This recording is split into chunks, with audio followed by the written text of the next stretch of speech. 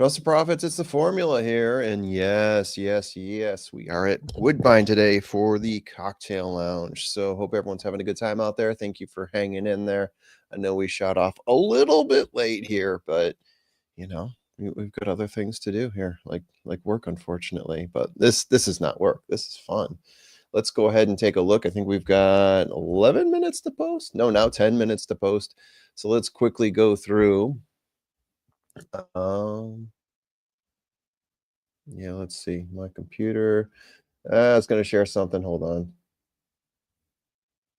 Yeah, let me do it this way. My computer. Let's go through that PP here, see what we got going in race one. It's going to take a while to process here. Race one, 7.5 furlongs on the interturf. Maiden claimer, 15K. Purse is worth 36 and a hundo. Yeah, interturf for maidens, fillies, and mares, 3 years old and upward. There you have it. So let's go into the sharing and caring part here. Ooh, can you guys read that? I don't know if you can read that. Yeah, okay, maybe if you get in there. Oh, I'm zooming in, but I don't know if that helps you out at all. Scat Humor is the number one horse here. Scat Humor. Kevin Nicholas, the jockey, out of Almasty. Yeah, 7th place last time out for Scat Humor. Do I have enough time to go through all this? We'll see. Got to alt tab over to my pick sheet as well. Make sure I'm on top of things here. Race one. Okay, yeah, there we go. Yeah, Scat Humor. Last time out, okay, 7th place. 6 lengths off on turf, going a mile. It's a little bit further than this one, but pretty close. Nice to see it's going over. Definitely looks like a closer. Started out further back in that race. Don't want to say he's completely a closer, though. I see a couple races here where it looked like he faded back and was maybe a little bit closer to the pace. But last time out, we'll say he was a closer, was claimed 3 races ago by Keith Edwards.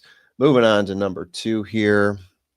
Daisy Crest at 3-1. Oh yeah, Scat Humor was 12-1. Daisy Crest 3-1.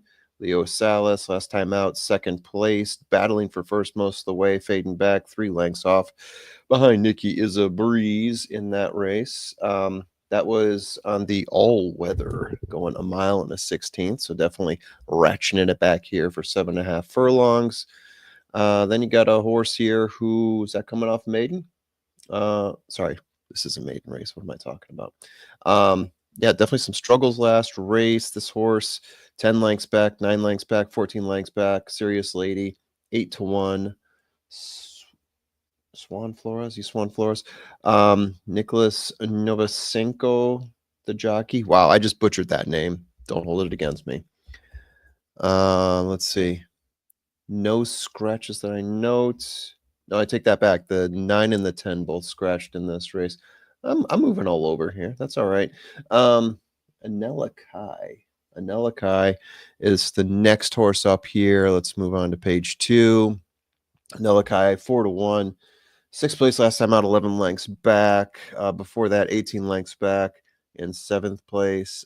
Did have one race. Looked like it was pretty close. 3rd race back, 6 furlongs, was 1 length off in the final there, but definitely struggled the last couple times out. Pat's Holiday at 2-1. I'm guessing that's going to be your favorite. Where's Pat's Holiday at now? Currently at 3-2. That is current favorite. 2nd place out last time out. Less than 2 lengths off the win behind Madam Gwen in that race.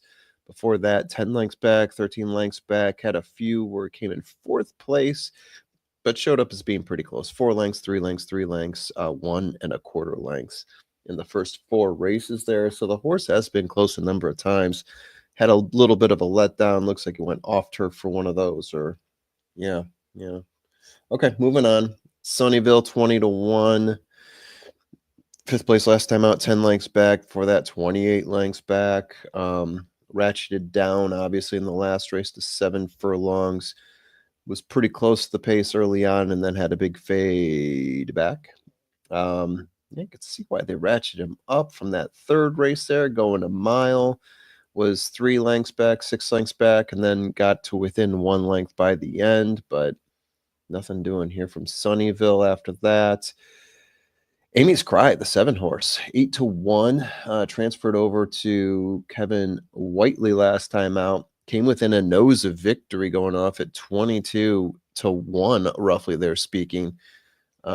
Transferred barns a couple times here, got a couple second places along the way there. Amy's Cry at 8-1. Don't know what my formula says right now, but that sounds like some value potentially. Brown Butter Sage. This is the last horse here who is not scratched, I do believe. 5 minutes to post. I'm almost done here. 5th place out last time, 3rd place before that, 4th before that. Came pretty close that second time out. Has transferred barns.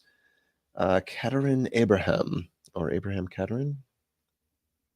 I can do this. Katerin Abraham. Abraham Katerin. Yeah. All right. So I'm going to check and see what my formula says here. Probably going to stick to that. In order, I'm going 5 to, getting rid of the 9, getting rid of the 10, 5, 2, 3 in that order. Do the formulas more or less disagree? What do we think here when it comes to the park? What formulas favor the park? We've got to figure that out as well. Yeah, we're just jumping into it here. Okay, so I got the 1-3 and the 1-4 to Woodbine from the Carl Havoc, Brian's hat. All right, we're just dipping around here. Definitely seem to have, I would say non-consensus on who the top horse is. That's a little scary. But 1 here and a 4 there. 1 here and a 2 there. 1 here and a 2 there. Oh, interesting. Yeah.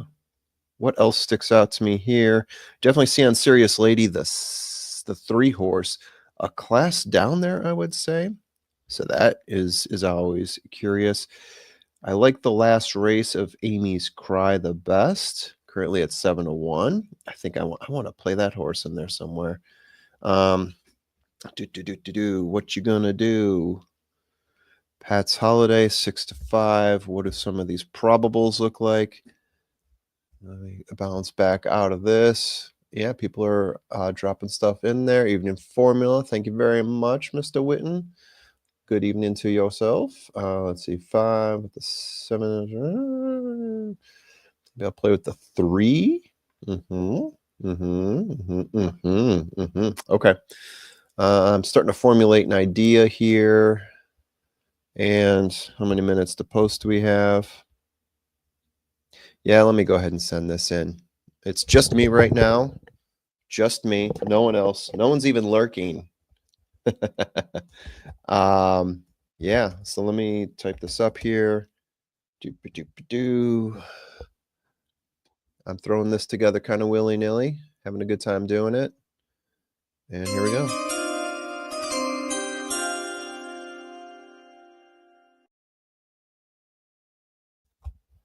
All right, it's coming.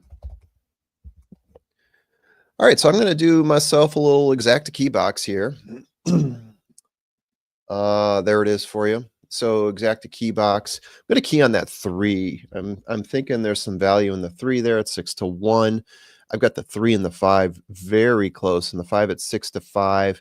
I don't want to play around with that and have that be the horse that I need to get into my box. Well, but I do want to have that in there in case the horse comes in. If I'm looking at the probables, if I get like a 3-5 combo there, and again, I'm key boxing, so the 3 or the 5 could come on top. The 3 with the 5 pays 20. The 5 with the 3 pays 10. So not, that's on a $1 bet. Not exactly what I want to hit here. What I really want to hit is getting that 3 with the 7, which would pay 66, or the 7 with the 3, which would pay 82 on a $1 bet. Now this is my base price here is $4. Well, $4 because I'm doing an exact key box. That is a $1 for $4, but I doubled it, so it's $8 total. So there you have it. We're getting ready to rock and or roll here, and I'm going to remove something from the stage here. Headers up, Tim, joining me just in time. Look at that! Look at that! Our friends at Woodbine do let us show the broadcast, so it's so kind of them. Yes, I love it. What's up, headers up, Tim. What's up with you? We got 1 minute to post. It's going to take some time. I have not gotten your feedback on this yet. Do you want to tell us who you like in this race? No. Actually, what you've got looks pretty good. I do have 5-3 on top. I did not have the 7. The 6 was my third horse. So sounds good. The 6 at a big price, 20-1. The 6 is at a huge price. That's right. I put in the 7 because my rating system, one thing I like to do on maiden races is take a look at who had the best last race, which seems pretty obvious, but not always, because you get a bunch of clunkers in there before that. And the rating I had on the last race for the 7 came up pretty high for me. So I'm tossing them in. Can you hear that sound okay, Formula? Oh, yeah. Sound is coming in crystal clear. I'm pretty sure everyone else can hear it as well. Joining is Sunnyville. And I guess we won't call the race. There's going to be a pro calling it for us. That's what I was doing in the background there, getting all that set up. So Jason Hoyt, gate 6. Perfect. There goes my 7. Will be Brown Butter Sage. Look at that pretty picture. Also adding blinkers for this race, and Austin Adams on Brown. You guys don't have to listen to our horrible calls tonight. And has gone into this field. All in. We do our best. I've heard worse. Off they run, a very good start. And shooting for the early lead in the center is Serious Lady, and also there Daisy Crest deep on the track, flying forward. 7 wants to win it right away. And handy as Anella Kind on the inside. Scat Humor as they go to the turn, crossing to the lead. Amise Cry. Early on, Pat's Holiday has got back with Sunnyville. Anella Kai went really wide into that first turn. And last of all is Brown Butter Sage goes to the inside. Amise Cry by 3 parts to Serious Lady as they hit that finish line there. Third is Daisy Crest off the inside, Scat Humor. And coming through in the center, Sunnyville, caught wide, Pat's Holiday. Even deeper is Anella Kai. And Brown Butter Sage on the inside. They're tightly packed up and showing the way by battle length. Amise Cry from Serious Lady. Coming forward is Scat Humor. And Anella Kai, the deepest from Daisy Crest on the inside. The grey making ground. Pat's Holiday is up 3 wide next to last Sunnyville and last Brown Butter Sage as they race to the 3/8 and still out in front of Mies Cry. Scat Humor prodding for the lead now, taking a big advantage. And over on the outside, 2 away, Anella Kai, followed by Daisy Crest in the center. I should have kept my 7. Out Pat's Holiday the outside, and then Brown Butter Sage and Sunnyville. The top 2 well ahead. On the inside of Mies Cry. On the outer, Scat Humor. They're 4 in front. And behind them, Daisy Crest finishing on the outside. Scat Humor trying to get on the lead and has a real challenger again on the rail with a Mies Cry. 3 lengths away, Daisy Crest and Sunnyville. Scat Humor's got the advantage narrowly. Scat Humor coming inside the final furlong. Sunnyville tearing home, but Scat Humor in front. Scat Humor goes on to win by a length. Sunnyville made up a ton of ground in second. Third, Amise Cry, and then Daisy Crest. And the time for the first is 1:31.91. 33-1. 867. Hey, who had that? Time to check the comments. The unofficial result is 1-6-7-2. The winner number 1, Scat Humor. 6 second, Sunnyville. Sometimes I get the 8s and the 1s confused. And 4th, 2, Daisy Crest. The first quarter, 23-3. I get 1s and 7s 47 all the and 4. time. 3 quarters, 112 and 1. And 7/8. Joe came very close. 5 and 1. The time for the first, 1:31.91. 1-6-7-2 unofficial. Man, I love that 6. 33-1 per place. Wow, that is tight. That is very tight. Ron, hello. Let's see. We're going through here. So Rick Johnson had 5 over 137. Didn't get the 5. None of us got the 5. Top 3 picks here. Bob Jackson, 5-2-6. He had the 6 as well. The 6, a couple people really like the 6, including Riders Up Tim. Wow, that one looked totally like an 8 to me. It's funny how that happens. Let's see. Jen Mack had 4-8. No dice there. Did anyone have this? This is going to be a heck of a hit if you did. Carolina Moon had 2-4-5. Yeah, we're going to get a lot of whiffs on this one. I mean, mine was a whiff completely. Got the tri-wheel here too. No, didn't have the 1 or the 6 or the 6. Curtis Stinnett. Bonjour, amigos. 245, 245. Yeah. We're missing out on a lot of these horses here. And if we go up to the top, first bet Bobby, what did he have? 53612. Hey, if you flip that around, first bet Bobby, you're sitting very pretty right now. Let me tell you, 11-1 over 33-1. The 1/6 exacta for $2 pays $450.10. Oh, having a grabber. Yep, there it is. Had it backwards, all in the wrong place. Ooh, that hurts. Yeah, monster to start with for sure. That's how they do it up in Canada, from what I hear. We need a Canadian expert. Do we know anybody? We need a Canadian expert. Do we know anyone? I don't know anyone who's traveled to Canada in the last week or so. No, definitely no one that's going to be showing up here. I don't know. Yeah. Well, has El Hombre been up north lately? No, not him. Colin Sheehan? No. Maybe. No. Maybe. Not that we know of. 1, 6, and 7. Okay, one of my formulas had the 1 as the 3rd overall horse. But that's not doing a whole lot for us right now. One of them actually did have your 6 up there as 3rd as well. But putting this all together, no, not happening. Not happening. Whew, scat humor. That's all right. I mean, it's one race. We got 6 more. Yeah, we got 6 more. 6 more to dominate. All right. I'm gonna do something in the background real quick. I gotta send something to Colin for our video tonight. We're recording. Oh, lovely. Glad to hear that. Yeah, that reminds me, we got lots of videos out right now. We've got Travers weekend coming up, Travers Saturday. This weekend, Trust the Profits. I've got my cap in the card where I'm going through all 14 races. I know a lot of people have seen that already, so thank you very much if you watched it. Feel free to drop a comment in there and give us a like. Give us a like on this video while you're at it. Those likes help. Helps get us into the machine, into the interworkings of how people pick up our videos. And Colin Sheehan today just dropped a doubling down that he did with Vinny Blonde, going through Travers Day as well for the 2 races that they picked for their doubling down.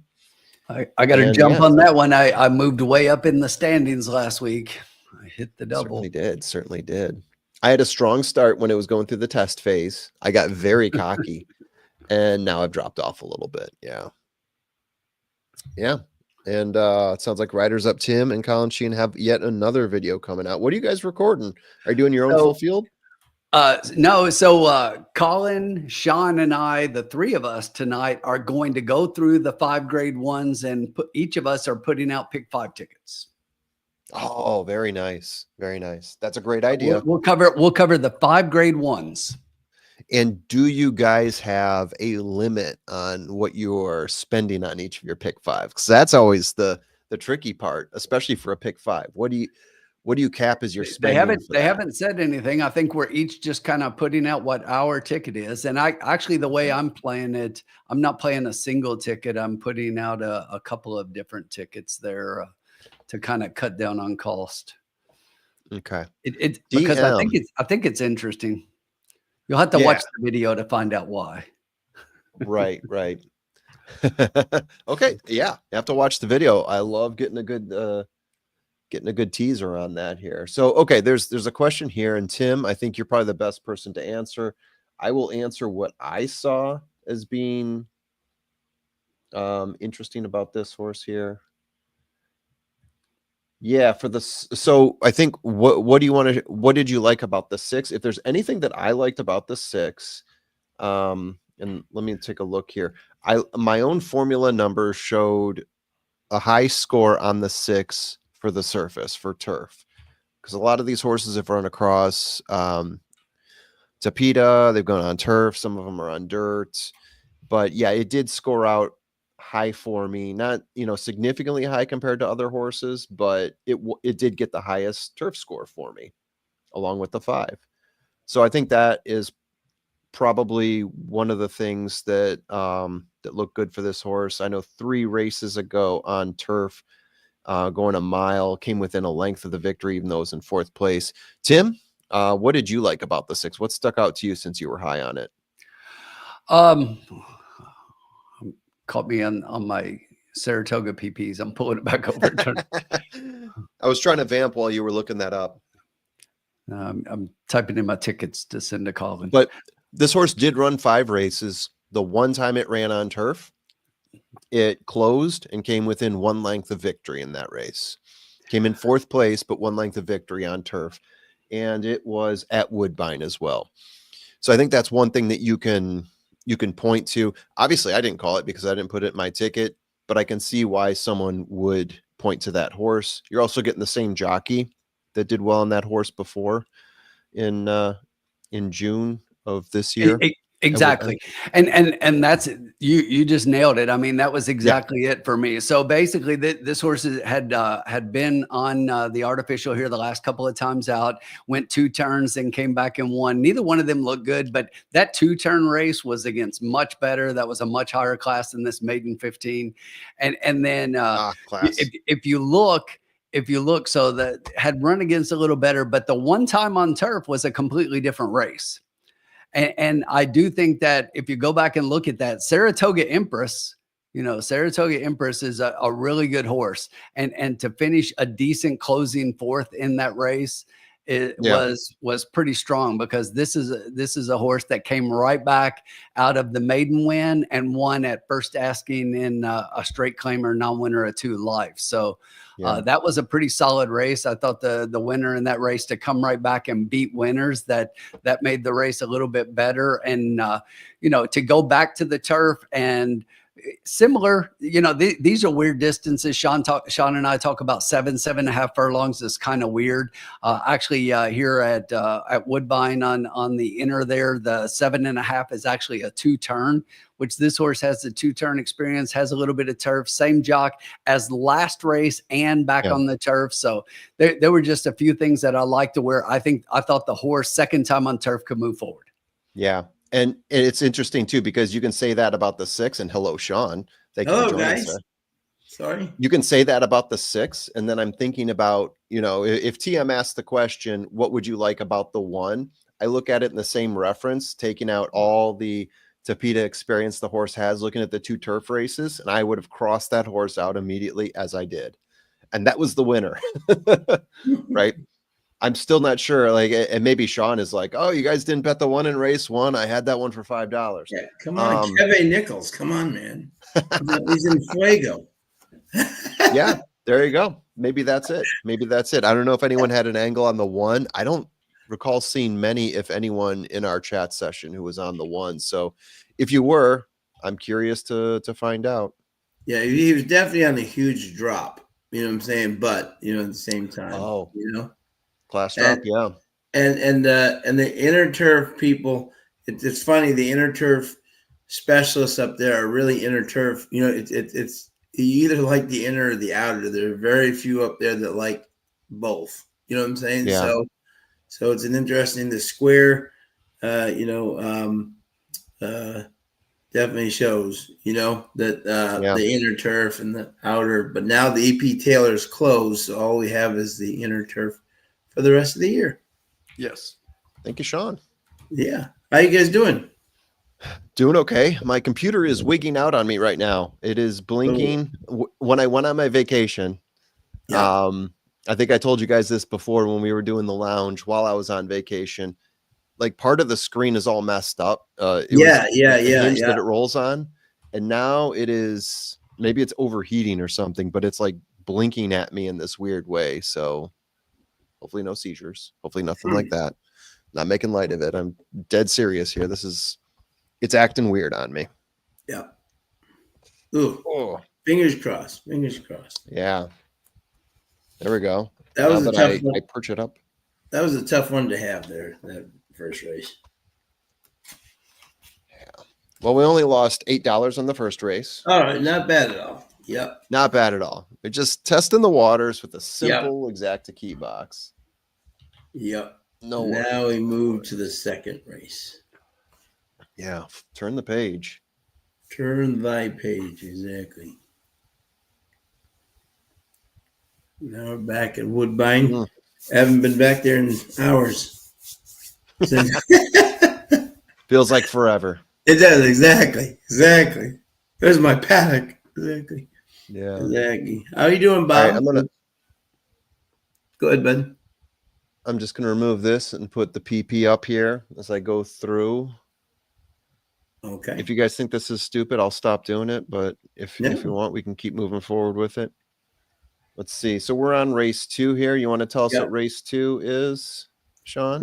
Yep. It's 6.5 furlongs, claiming purse 28.6, which is for fillies and mares, 3-year-olds and up, which have never won 3 races or which have not won a race since August 21st, 2024. All right. It looks like we have 8 horses entered in, no scratches. Right. Yep. So we got ourselves a clean field here. I'm not sure how this PP looks. If you guys can read this at all, maybe at full screen you can get a better idea. The one horse, Tattoos on My Soul, at 6-1. Jeffrey Ian Alderson, the jockey. Deborah Rhombus, the trainer. If you look at the last time out, definitely not nearly as good as the previous time out, where this horse had a win, 1 1/4 lengths ahead.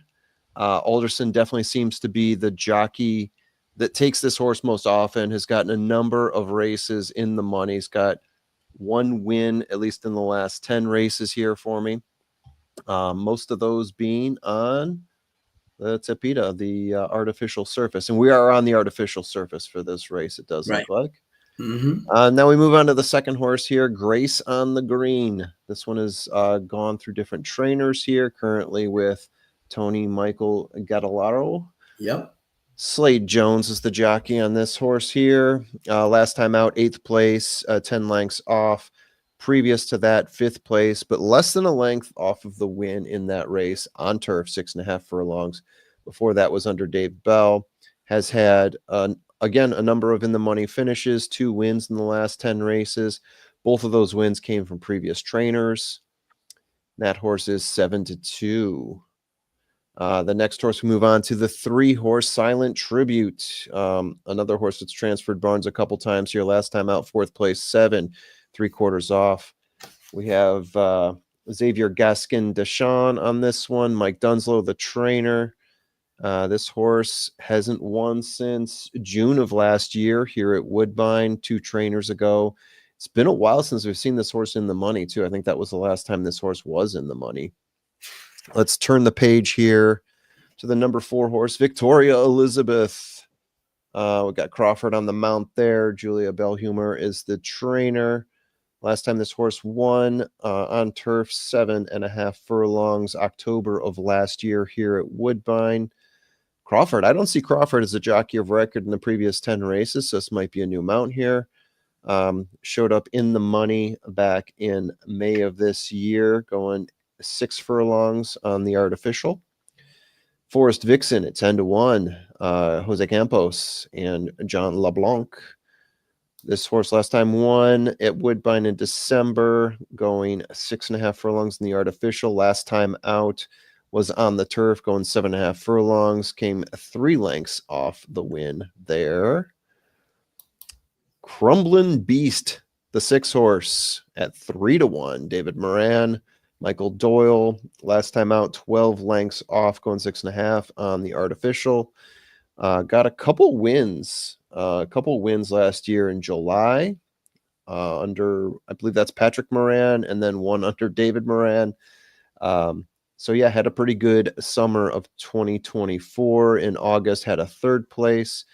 November of the previous year had a 2nd and a 3rd.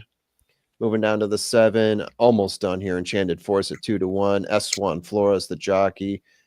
Dale DeCero, the trainer. 2 races ago, got 3rd place, 4 lengths off. Has had 2 wins in the past 10. Both those wins came in the fall and winter of last year. 6.5 furlongs and 6 furlongs here at Woodbine. And finally, big bucks, no whammy, the 8-horse. Daisuke Fukumoto is the jockey. Mike Dunslow, the trainer. This is Mike Dunslow's second horse entered into this race. Last time out was 3 1/4 lengths off the win in that one. Faded a little bit back in that, going 5.5 furlongs on the artificial surface here. That was after having a pretty long layoff too. December of 2023. Whoa, was the last time this horse ran before that. So this is only the second time this horse has run in about 1.5 years, almost 2. Yeah, got a win in 2023, June. Also a win in October 2022. So this horse, if you want bounce backs, layoffs, and recovery stories, No Whammy is the horse for you.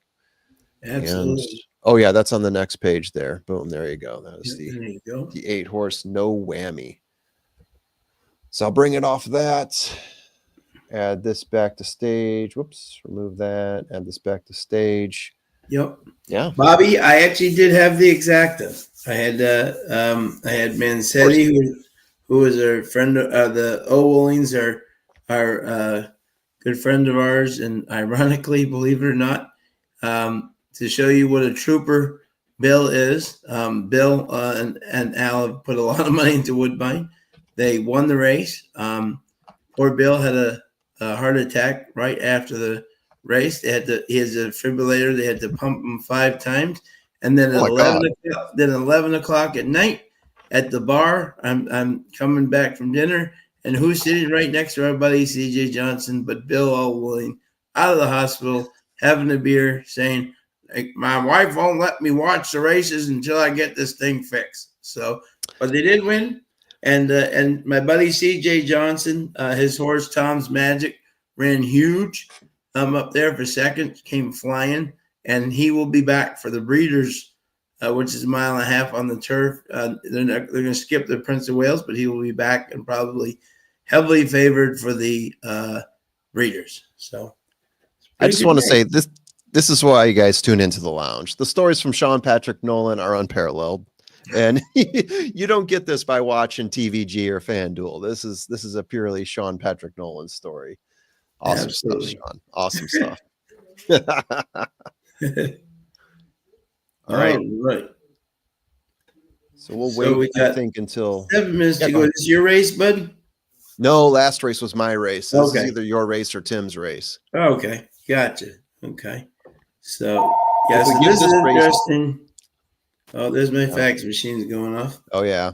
What do you call it? So, yeah. So, Jamil. Phone's ringing, dude. Thank you, Donnie. There it is. Zach, someone got it. Zach. Hey, Zach, I'm just getting back. I'm getting back into my I forgot to remove exactly. So, yeah. So, okay. So, I will go. Hey, I can take this one if you want. Yeah. How about you take it, and I'll go through who I like in this race. Okay. Sure. No problem. Yep. Okay. So, just familiarize myself here. Yep. Okay, so I've got 2 horses that I like here that are pretty even. Okay. And actually, morning line, I didn't like the morning line odds on these horses, but I'm really starting to like where they are right now. My top horse here, the number 7, Enchanted Forest. I got him on a class drop.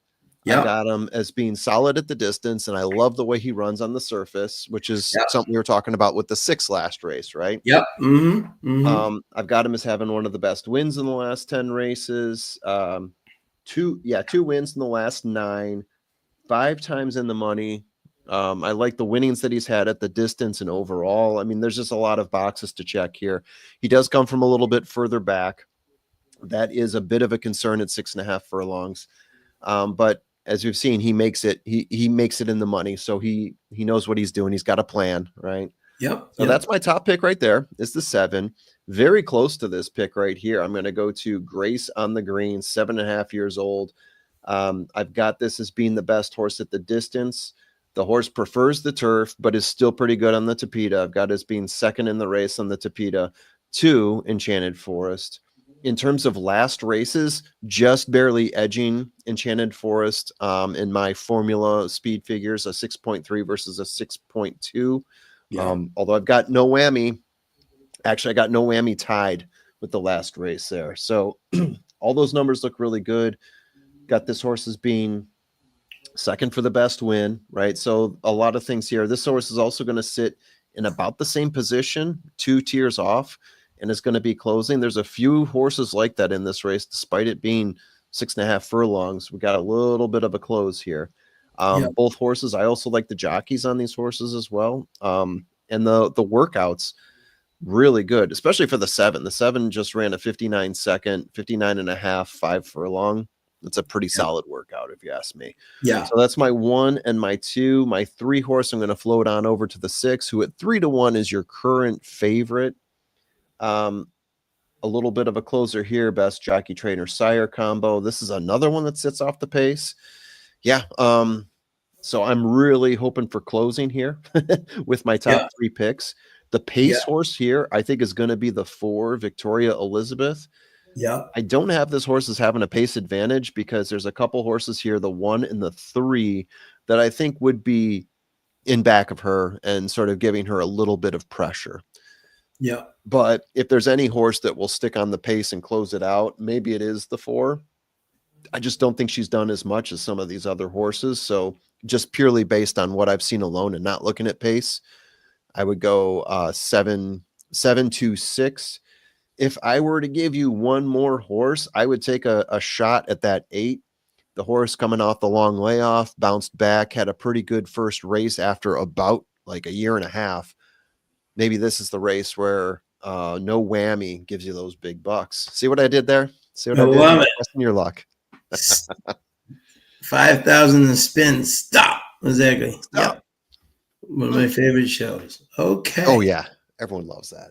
Okay. So this is wild. Okay. See, this is what I love about Woodbine. This is what makes Woodbine so awesome. You just gave me 4 horses, right? And the horse that I'm going to bet is not even one of those 4. Of course. Right. But look at this board. 7-1, 7-1, 4-1, 7-1, 3-1, 3-1, 7-1. So do the, so do the math. Sure. It's wide open, It's wide.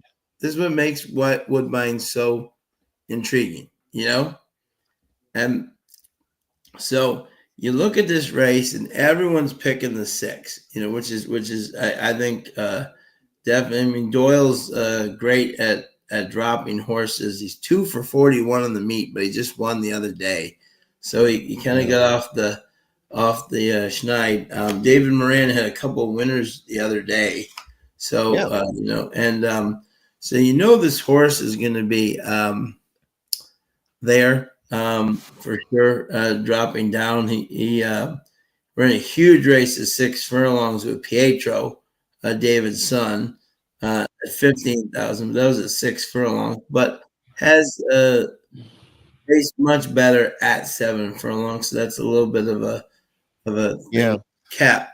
But he doesn't always like 7 furlongs, because he's only 1 for 6 at it. He's faced better, but it doesn't always, So, so I looked at him, and your 7 is definitely dropping down. This Rue trying to get the thing. I like that. Tim, who did you like here, bud? We got 1 minute to post, by the way. Yeah, I'm going to do it really quickly. I'm actually trying to beat this 6. I don't really. I'm sorry. Let me make sure I'm going to get the right one up. I've got my numbers here, but so I've got a couple of horses at a little bit of a price here, but I put the 6 in second. I've got the 8 on top. I'm trying to beat this. I like the 8 a lot in here. I didn't hear your picks for me. I was sending all my stuff in, but I've got the 6 and 4 underneath, which I think are the 2 logicals, but the 8 is a horse I like. Okay. Yeah. I'm just going to put my bet in very quickly. All right.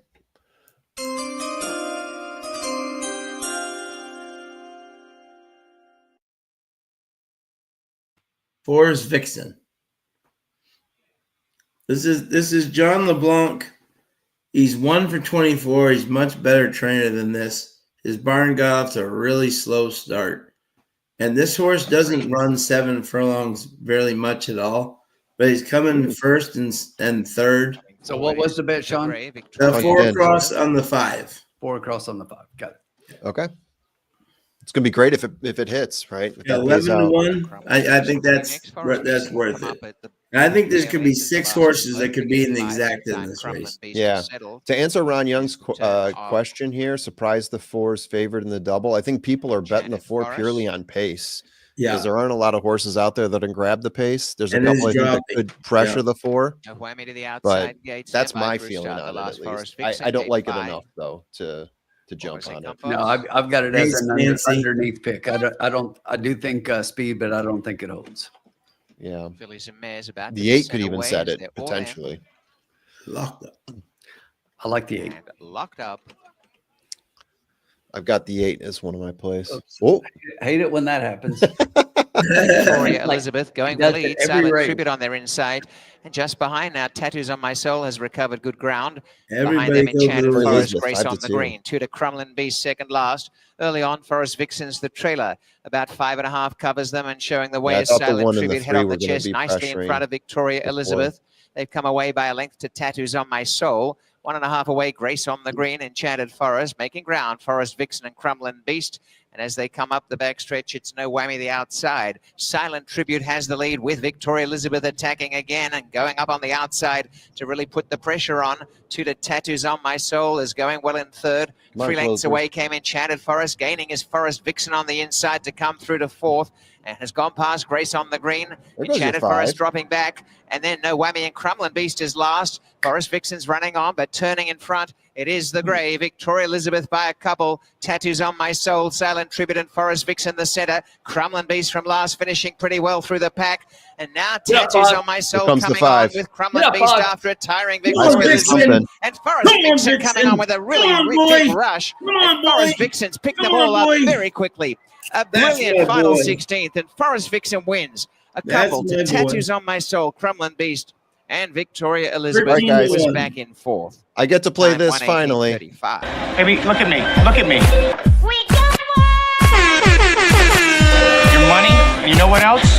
You're a big winner tonight. We specialize in making stacks on stacks on stacks on stacks. You're a big winner. I'm gonna ask you a simple question. I want you to listen to me. You're gonna like the way you look. I guarantee it. Who's the big winner here tonight at the casino? Huh? Mikey, that's who. Mikey's the big winner. Sean's Johnny, the winner. that's who. Spin, that's who. Wow. Thank you. Coming back from Canada and just swinging it. Love Wow. it. Love it. Nice work, Sean. Thank you, sir. You At earned that. 13 to 1, 5 across. 13 to 1. Yep. Yep. Dang.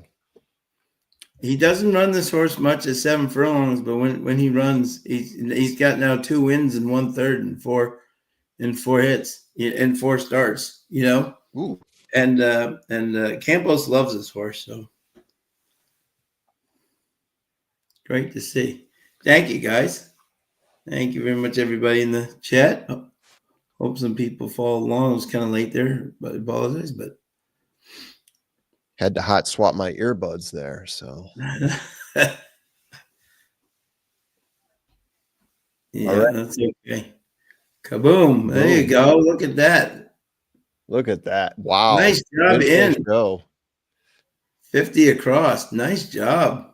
That's solid right there. That is solid in. Great Ooh. job, my friend. Great job, in. Only winners in the 5, lounge. 6. As soon as I saw him moving there, I said, "Oh, Campos has got something." Yeah. Yeah. He was leading the pack from the back and he had it going. And there was enough pressure between the 4, the 1, and the 3 where that pace faded a bit. Yeah. Yeah. Definitely understood why people bet up the 3, but it faded. Yeah, no doubt. Yeah. And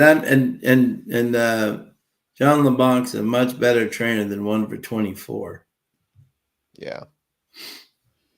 Guys, we did not write in His that. barn bet. got off to No a one slow typed it start. in. I know that we got it out in so late that a lot of people. We said it verbally. Yes. Yeah. I was looking. Yeah. So what it was 5 win place or 5 win place Win show? play show. I think you said across. Isn't So that what you 15 said? play $15 show. total. Okay, so we took Yeah. out 15. Yeah. I took then out we're gonna 15. Yeah. You took it out already. I see that. Yeah. Yeah. So now we'll just wait to see what the actual. And Yeah. we do 2.5 times the win and the place and the show. And there's Ron Gerkink, the DRF guy in there for the picture. There's Maggie's even there. Awesome. So it pays $29.60 to win, $11.40 to show, or $11.40 to place, excuse me, and $5.10 to show. Yep. So that's a total of $46.10 for 2, and we've got that for 5. So that would be $115.25. Add that to the current bankroll. Boom. Nice work, Sean. Damn. Thank you, sir. I'm glad you took that race. Holy cow. That's why when I saw this, I'll take it because I like for. And I was saying the formula. This is what makes Woodbine so great. He gave me 4 horses, and I'm like, the one I'm going to be using isn't even one of the 4. But that's not an insult to you. It shows how tough these races at Woodbine are. You know what I'm saying? Which is so. That's the kudos to them. They make these races very tough. So only 2 races in, and our starting bankroll of 100 is up to $192.25. And the Oscar goes to... Look at us. Hey, look at us. Look at us. Huh? Who would have thought? Not me.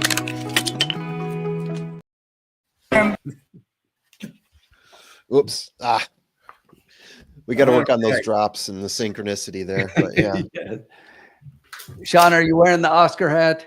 I am. I'm wearing the Oscar hat tonight. That's what did it right there. That's what did it. Oscar goes to exactly. It's all in the hat. It's all in the hat. Only winners of Oscar. Exactly. Look at that. Carolina Moon giving it a big Carolina. Whew. Not bad at all. Great job. Love to see it. Love to see it. Love to see it. Love to see it. Love to see it. See it. All right. Now we're back on the inner turf here for race 3. I'll read the conditions. 7.5 furlongs on the inner turf. Maiden claiming. Purse 36,100 for fillies and mares, 3-year-olds and up. Riders up! There's up I race. do believe that makes it your race, Tim. My turn. My turn. That's a tough act to follow right there. Oh my God. But it takes pressure off at least. Yeah, that's fun. Absolutely. I'm going to bet 200. No, 190. On the Ship field. all in the one. Yep. On the field. Yep. Okay. So I'll start going through my picks here. We got 21 minutes to post, but that gives us plenty of time to vamp. We want to make sure we get our bet in so everybody can follow along. Yeah. So 10 horses originally, 1 is a firster, the 4 is a firster. Looks like the 9 and the 10 scratched out, which that's going to change my picks because I had the 9 and the 10 second and third overall, which to me gives me a very certain winner here. And it is going to be chalky, but for me, it's going to be Baby Lala. Okay. Got this horse as being the best at the distance, best on the surface. Pretty close with another horse I'm going to go with in a few here.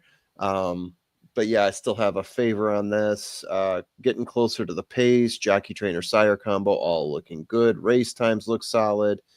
Let's see, has run 6 races, only finished in the money 1 time. So, I mean, that's a little bit of a dig on the horse. But if you look at the last 3 races, dropped the worst one. Got this one as being ahead of the other horses in this race. Where's this horse going to sit on the pace? Last time out, it was actually applying a bit of pressure. Usually sits about 3 tiers off and closes, though, at least on the average from what I'm looking at. It is a Mark Cassie trained horse for those of you who follow that type of thing. My next horse up here, the only one that came close, to me, this is a very close 1 and 2 here. So the 6 horse, not sexy at all. Danish Cookie. I mean, I'm looking at in terms of odds 2-1 and 3-1 after the 9 and 8 scratch. But yeah, Danish Cookie, pretty close in terms of surface and distance. I've got it as having the best number for the last race for what that's worth. Again, the race times look good. The numbers look good here. I mean, very similar to the 1. just a little bit of a shaven piece off here. So the two are very close, 1A, 1B. Going to sit 2 tiers off, but also like the one was closer to the pace last time out. And if I give you a third horse here, because we've got 8 horses in this race, I'm going to float on over. I'm going to float on over to the 3, and I'm going to tell you for why. So this horse is coming off of a big layoff, 280 days.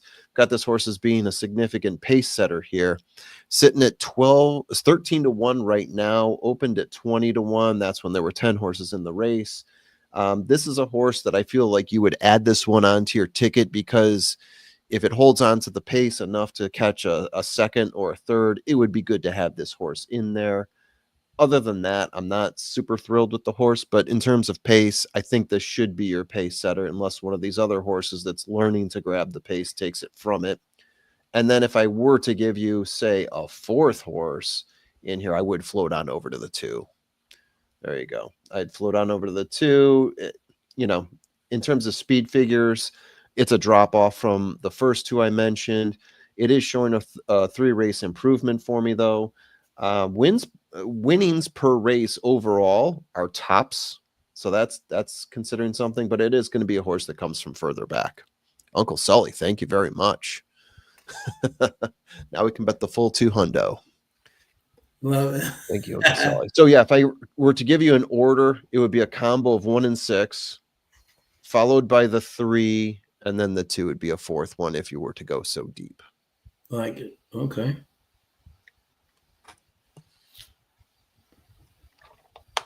Interesting. Okay. Interesting. All right. Yeah, this race was. Hey, Stevie, how are you? Thanks for joining us, my friend. Tim, this is an interesting race to me. It is. This is really interesting. Okay, because we got a favorite here in Baby Lala. Okay, and first thing I noticed right away is that Pietro's not on it. It's Frazier. Right. And secondly, this horse ran against much better at Gulfstream, but now he's running on the inner turf, and not the outer turf, which is at Gulfstream, and ran 7 furlong on the synthetic twice, once against bettor. Then this horse gets bumped a lot, brushed, and you know what I'm saying. So on the inner turf, like this horse on class shows a lot, but I'm a little leery at 2 to 1, and as a far from a lock, you know what I'm saying. So I don't. So when I'm looking at this race, it's quite interesting to me on that one. So he was actually my second pick, and because this field is kind of tough in terms of what they're doing. My first pick actually was the 7D's Candy, Carlos Grant and Ward, and Ward has a lot of seconds and thirds right now, right? And if you look at this horse, blinkers off for Carlos Grant. He's 36%. You know what I mean? And this group is not a huge, but Java's War Pant out of the Candy Ride. It shouldn't be a problem for this horse to So I thought this horse was interesting at a price to try to beat this group. And then the next horse I had was the 6 Danish Cookie. Xavier Ford's been winning everything. He won a stakes race. He's come up from Barbados, and he's run very well. And I love the fact that this horse twice on the inner. The mile and a mile 16th are so different from the 7 furlongs, even though they're 2 turns.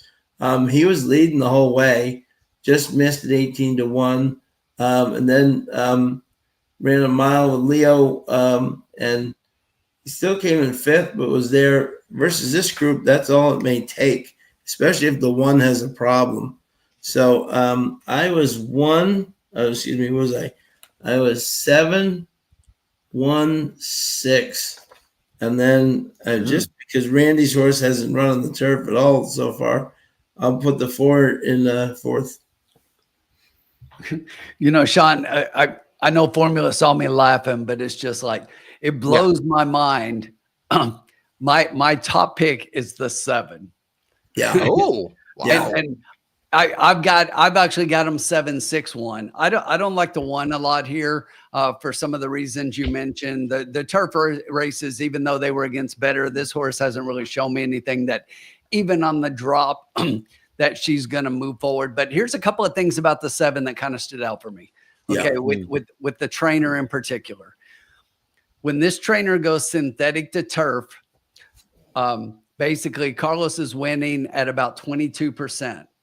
And in 23 races, if you bet $2 on every one of those horses, even though it's only 22%, for every 2, you would get back 275. So positive ROI going synthetic to turf. So he knows when to make these moves. We're also going blinkers off. His blinkers off move is off the charts, 36%. It's small sample size, but it's still 4 of 11. That's pretty solid. So 36%, and I love the 7 a lot. At first, and here's the thing. I mean, a lot of these we're talking about maidens.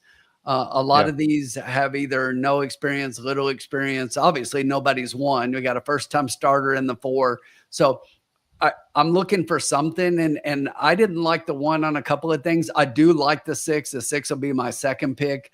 I like that Ford stays aboard this one. Kind of put ahead in front the last one and then got beat late, and now we're cutting back in distance. Should like to cut back here, but I think the 7 at a price is value. And I like it. I like the 7 quite a bit in here. Yeah. So this is your race, Tim. It's all you. You got 11 minutes to think it over. Yeah, 11 minutes to think. We'll I won't take more than about 6. I want to give it with about 5 minutes to go, so everybody has plenty of time to run and withdraw money from their 401k so they can hit the windows. I love it. Love it. And What's we won't up, have Dennis the 2 minute. Trusty? Dennis Trusty. Hey, Trusty. It is not morning. Maybe for some people. Yes. Yeah, I had a great time, Trusty. Yeah, the kid, 20 years old. Imagine a 20-year-old winning the King's Plate. Pietro is one of the most level-headed. He's very humble. He doesn't brag. He's quite the kid, and they couldn't have been happier for him. Soon as Lascano, I don't know if everyone watched the race, as soon as Lascano was halfway in the middle of the track, Pietro said, "We're going," and just went straight to the front and said, "Come catch me." The horse just set the track record 2 races before, and you let him just go out by himself, all alone on the lead, and that's what you get. Impressive. Crazy. Good job, Jen. I'm going to go through a few here. So we got Not a Bot who's checking in. Not a Bot. Yep. Good evening to you. Hopefully you're not a bot, as the name says. Evening to Steve G. Stevie G, hello. We got Bobby D checking in with a 1-6 over 5-7-8. Good luck to you there, Bobby D. First bet, Bobby. Sully's the man. Sully's the man, yes, because he dropped us one of these. Thank you very much. Thank you, Sully. We always appreciate it. Don't ask for it, but we always appreciate it when people do drop in whatever they feel this lounge is worth. Joseph Myers. Joseph. Yeah. So let me just say, Sean Patrick Nolan, if you check out his last bet, went across on the 5 last race, hit it at 13-1 with $5 across, and it was beautiful and marvelous, and high fives were going all around for him. So yes, only winners in the lounge. Colin Sheehan checking in. Colin. Hey, Colin. Putting out multiple videos this week for Travers. So good to see you, Colin. And just very quickly for Colin, he wins the award for the most impressive this year. He is one of the main key cogs in the back of the Jimmy Fund telethon for Dana-Farber and cancer research. Yeah. 5 point, I think he said $7 million. That's just in 2 days. Was that That's what it was? incredible. Oh, I thought it was 4 point Set something. a record. No, Oh my gosh. 5.7 million. So, and it was 4.9 was the record before that, right? So they almost went $1 million over the previous record. That is sensational. That is Thank you, truly remarkable. Dennis Trusty checking in, as we said. So Curtis Stinnett, Curtis 1-6 over. Hey, buddy. He's got himself a trifecta there. Good luck to you there, Curtis. Yeah. We talked through Woodbine already. Jen Ochoa. Just refreshed and realized that well, good job, Jenna. Oh, holy cow. Jen just hit a double at Indy. Nice job, Jen. Refresh. Yeah. Way to go. Doubling down, just going through here. Trust factor. What is up? That is going to Dennis Trusty. Oh, look at that. In. Throwing $3 to us. Thank you very much, In. Thank you as always to anyone who is dropping anything in here for us. Again, we don't ask for it, but if you want to drop it in, we're very thankful and grateful. We're doing this for fun, but yeah, it does take time. Yeah, thank you, Clancy. And a strikeout cancer. Absolutely. I think we can all agree on that. Yeah.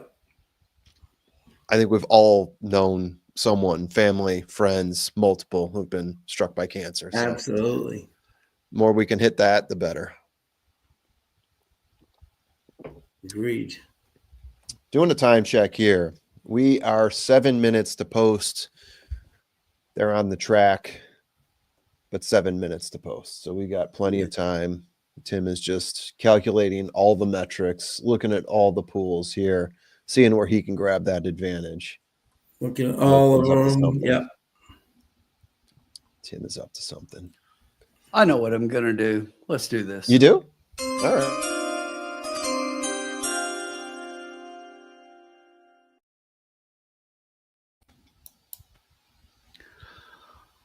So this is what we're going to do.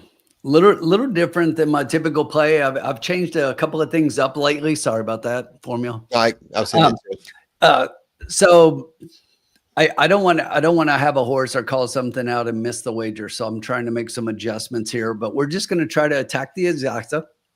And we want this 7 in here. Look, if I get a 1-6, you know, we'll cash, we'll make our money back, a little bit of profit if the 6 is on top. But we really want the 7 to be a piece. But we don't want to miss anything. And that is not good.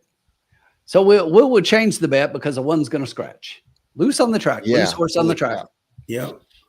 Let's pull back that bet entirely and let's rethink it once we see the 1 scratch. And we don't need to share that. Just the jockey on the 1 is no longer on the 1, and he looked like he was in pain. Walked away from it though. That was good. It looked like a hand. Yeah. Yeah. He was kind of holding his hand as he walked away. Yeah. Oof. So that's your 3-2 favorite that is up in smoke. Cheech and Chong reference. Yeah. Yeah. That changes this complexion completely. Quite a bit. Sure does. So I'm going back to my calculations here real quick. Break out the calculator 1 second. Danish Cookie, 0 Ford. Now, is that an automatic scratch on the 7, or is that just we're assuming that's going to scratch? Did the horse fall down, or did the? No, he did. He just ran off the jockey. No, then if he it's an automatic scratch if he falls down. Yeah, but, he's on his backside. Yeah, but my guess is if he ran around the whole track, they're going to scratch him. Yeah, it's just a matter of how far he got away. Yeah. Yeah. He's currently being bet at 6-5, so his odds are actually falling. Yeah. People are getting excited over this. Well, he just crossed the finish line. People think they're winning. Yeah. They're taking my bet, so I might as well. What do I have to lose? I like that philosophy. That's a good one. The 6 is still on there at 6-5. We are monitoring that right now. One is scratch. Now he's officially scratched. Yep, he just went by. And the 6 just went to 3-2. Yep. There it is. Yep. All right. 6 at 3-2. Curious to see what that does to some of these pools, especially the pool that you were looking to attack there, Tim. Yeah. This will be interesting with one less horse. Yeah, this makes it interesting. So 6 over 12 is 12. 7 over 6 is 33, and those are on $1 bets. So, I mean, assuming that these pools are up to date, and maybe it's taken a while for the exacta pools to catch up because I don't see any single digits out there, I have a feeling that this is going to get changed eventually. But yeah, the fact that there's no single dollar returns out there leads me to believe that this is going to get updated. Maybe not. Maybe not. Yeah, no, exactly. I don't think that this public judging by this board knows who to put second. You know, they don't know who to put second. This is interesting.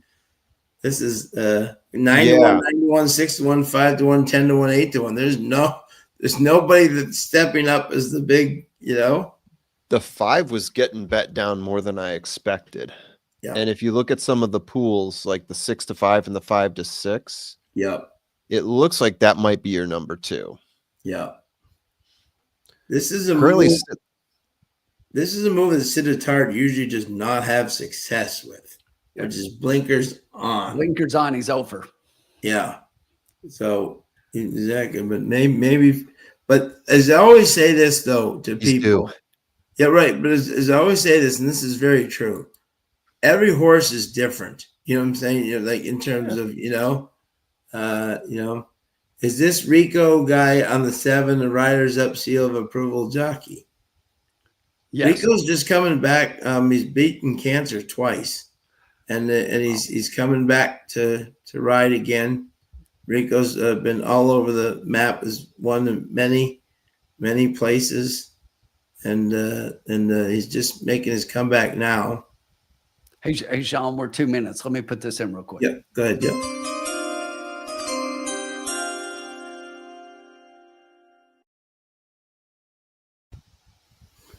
All right, so we're keeping the 6 and 7, but instead of going all the way inside to the 1, let's go all the way outside to the 8.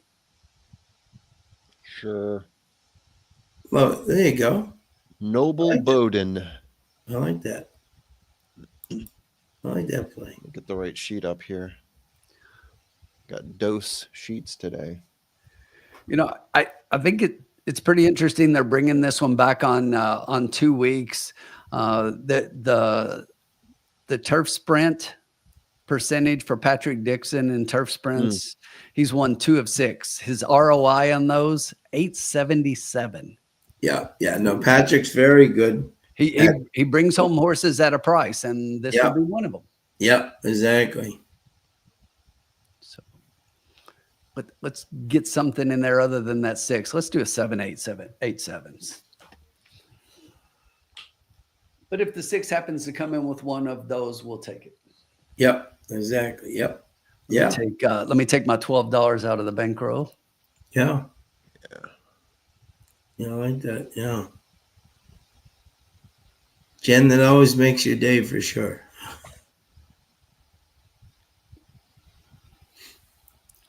There we go. Still 180 left. Yeah. It's because we won big. Doesn't mean we're betting big. We're still amen. Betting the same. We're going home winners tonight. Yep. That's right. We're going home. Yeah. No doubt about that.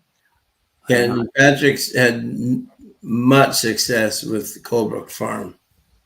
That is, matter of fact, if you visit his barn, he has the Colebrook Farm thing right outside it. So they have had much success together. Gatekeeper, where you get exact box 267.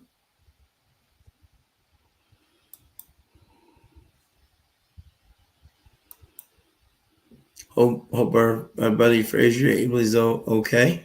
Yeah, for sure. Yeah. And I was about to say that I was watching the King's Plate, and the King's Plate race itself was nice, but Frazier, that guy's riding really well. Right? Frazier he and Josie Carroll have become quite the team now. I was going to say exactly that. I was watching an interview with him and Josie in the winner's circle, and you know, he gave her a lot of props for putting him on her horses right now, but those two are tearing it up. They really are. Nice. He's riding very well. He even came in third in the King's Plate. Yep. Which is great to see. He's a good kid. Yep. The former Assiniboia Downs jockey while we were doing Assiniboia. Yeah, and to everyone out there, we canceled our viewing of Assiniboia on Tuesday. We canceled Tuesday Night Lights. They had an outage there, and projections were that it could take them an hour to 2 hours to get it back up. It took them an hour, but it just ended up being just way too late for us by the time that thing gets over. Yeah. So we're all owed, and it was past our bedtime. Past a lot of bedtimes. I mean, even as it wraps up now, it's getting really close to past bedtimes for everyone involved. So yeah. So pushing it out an hour, whew, it's a bit tight, but we will be back next week for sure. Here it is. Mayor Turfway asking about Keeneland. Of course, you know I got mine, Mike. got my season pass for Keeneland. I'm ready to go. Nice. There you go. We're loading. And how long is here? And how long is this Keeneland season? This is the one that lasts like a month, right, or something short like that. No, it's always the same. It's always about 3 weeks. 3 weeks. The rail. Right? Okay. Sean Gaskin had Trixie Moment. Moving in for the barn of Tedston Holder. Just a reminder here, we've got an exacta box 678. 678. Bet down as well into 9-2. Obviously, a lot of changes with the shift of betting as a result of the late scratch of the favorite. Moving ahead is Bling de Money Home for Cody Dotton Downs. First time starter 6, is 7, 8. Next along. Should pay pretty well here. 6 over 7, 31 over 8, 17. 7 over 6, 54. 7 over 8, 89. 8 over 6, 24. 8 over 7, 69. Those are on $1 bets. So we've got a lot of options there. Rico Walcott has the ride on Dee's Candy. And the last along is Noble Bodan to the outside gate. Second lifetime appearance here for Colebrook Farms, and the field about to be sent away. All in. We're rooting for 7, 8 here. That'd be the best. They're off. And best away was near the inside. Had Trixie Moment coming for the lead is Danish Cookie, and going through in the center is Pistas Encore. And the first time starters found the lead. And racing handy on the outside is Dee's Candy to the turn, lying third. And tracked along by Noble Bowden towards the back early is Black Dagger, but stays with the main ruck of horses. And 3 away last is Bling de Money Home, clearing away up. Pistas Encore with a nice steady stride, leads by 4 lengths. Lying in second, Danish Cookie, and 2 to Dee's Candy. A length and a half. And Trixie Moment moving up is Noble Bowden. 3 away. Bling de Money Home has gone up on the outside to join Black Dagger. 23 and 2 on the showing the way up front by 3.5 to Danish Cookie, almost 4 again. Whoa. And as they race along towards the half mile, that's like 22 in the outer. First quarter. Lying in third, Dee's Candy. Had Trixie Moment fourth. Then Noble Bowden, start backing up here. And last is Black Dagger. As they go towards the 3 furlongs, Pistas Encore still with a commanding lead. Danish Cookie coming into it well, though, is closing the gap with every stride. 2.5 behind. 3 lengths away on the outside. Dee's Candy from Hat Trixie Moment. We'll get 6, 7. Let's get it up there. 7's going backwards. We need the 8. And Danish 8 Cookie coming up to take over here. Come on, Adams. From as they take the turn. Come on, Austin. There goes the 6. Center, Hat Trixie Moment. Get up there, 6. Bling de Money Home. Danish Cookie sent to the front. Got away. Running again as Dee's Candy, but well out in front. It is still Danish Cookie. Loose. Here coming out wide. Black Dagger with a Whoa, charge. where's that 5 coming from? It's going to get up, I think. Black Dagger coming from last. Inhales the field. That was a terrific ride. And Sophia Vives timed it well to win. Sophia, Black 5, Dagger 6. from Danish Cookie. Damn it! I almost went 5, 6, 7 instead of 5. Instead of 6, 7, 8. 3.01. I thought my 6-3 was going to pay out, but that 5 had other ideas. Boy, did she! Wow, and toe form reversal. I like it too, and just came flying from the back. And yeah, one thing I noted right as they went off, there was a big drop in money on the 8. Look at the 8. The 8 went off at 4 to 1. 6 second Danish Cookie and 3 the Money Home. That horse took a lot of late money. Trixie Moment. Wow, I had 6, 3, 7 there. It did not pan. And 2, a half a mile. Boy. 48 and 2. 3/4, 114 and the 7/8. 126 Agreed, to Trusty. the time. Agreed. Yeah. 133.01. Oh, guys, my formula told me what to pick, and I got it wrong. I had 635, Ugh. and I skipped on the 5 to add in the 7 instead. The mayor is praying for an objection. Yes, please. Yes, please. Let's take the 5 down. I don't see how, but Put him behind the 3. oh, I had that thing all boxed up. Mm.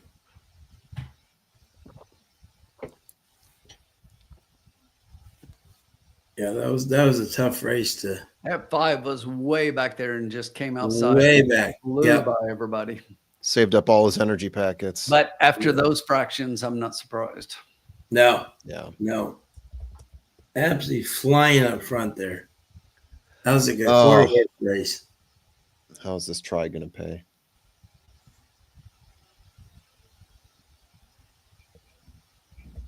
Crazy.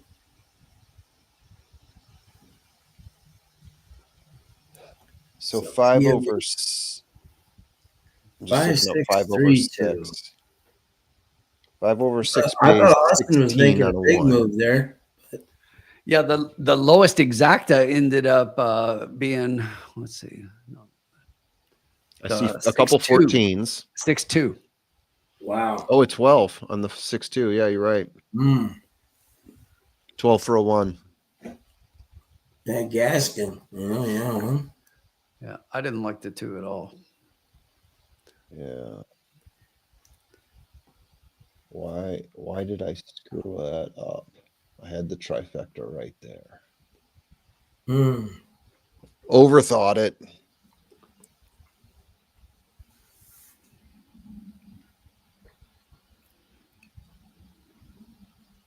We're praying for an objection. Still. I don't quite know, Mayor, how the 3 will object on the 5, considering one was on the rail and one was on the outside. But hey, you never know. Exactly. It's official. Yeah. Somebody look, the horse is coming in for the next race, and he wanted to say hello to them all. 20-cent try for $23.82. Yeah. Ah. Yeah. I mean, the 5. I mean, if you're gonna say, 8th, 10th, and 8th, there's I know. I mean, Bob, it's one of those things where you could say, I should have had it, but I'm saying, but I mean, I was never going to play that horse, and it's just like on the class drop even, but hadn't shown anything. Yeah. I'm even one. You're like, you tip your hat to those who won and be like, all right, next race. I'm not going to do it. Yeah. And this was on turf, and the horse looked better on Tapeta than it did on turf. Yeah. Yeah. So because I had the 5, apparently by my formula, I had it 3rd somehow, despite all those horrible 8th place finishes and everything. So one thing I did have is, since I do scorings on trainer, jockey, and sire, came out slightly better than the 2. I would say after the 1 scratched and the 9 and the 10, it had the second best for the distance and the surface, but well behind the 6. I didn't have a closing number on it, and that horse closed like a freight train. Yeah. There's nothing really else that stuck out to me about this horse. Here today in a brilliant fashion. Class drop. Yeah, class drop. You could say that. It was just time. Yeah, Sophia. Impressive. The dark bear brown 3-year-old filly by Perfect Timber. Sid. I'm a Dixie Go. Raced by Goldmart Farms. Trained by Sid Attard. Takes honors. Charles Fipke bred the winner, and Sophia Vives. The back of the field to the winner's circle on Black Dagger. The lounge will be there, but logically speaking, not actually speaking. Yeah. We will be there virtually, I should say. Dennis already knows what he's doing. Dennis is already exactly doing this race. Dennis will probably be there opening night for Turfway. number 3, Bling to Money, home with for his 6 friend third, jockeys that nobody $5 knows who they 30 to are. show. But exactly. Trifecta Hey, 563, they'll be riding. 10, the Super $579.75 with 2 in 4th. Consolation double 5-1. Isn't that exactly 25, 3280? Not bad for those 2 pair of horses. 5s is 152.40 for the winners in the double. What was the try? Pick 119.10 for a buck. 1,757.65. K dot and down, bringing up the 357.75. $364.70. All right, we turn the page there. That was a Oh, we tricky do. race, Tim. That was a very tricky race. For sure. You know, and the odds showed it. No one knew what to do. You know, Turfway and Kentucky Downs open the same night. No. Turfway is not even anywhere near opening. No. Jen, he just in his Turfway mental wonderland, just thinking like next week. We still have to go through Keeneland before we get to Turfway. So Yeah, there's a we bit go there, through for sure. Keeneland and back to Churchill before. We yeah, get to right. Turfway. I was gonna say we got a long way to go before Turfway is even in the picture. We got 2 tracks, Ellis, exactly, Kentucky Downs, and Churchill before we get to Turfway.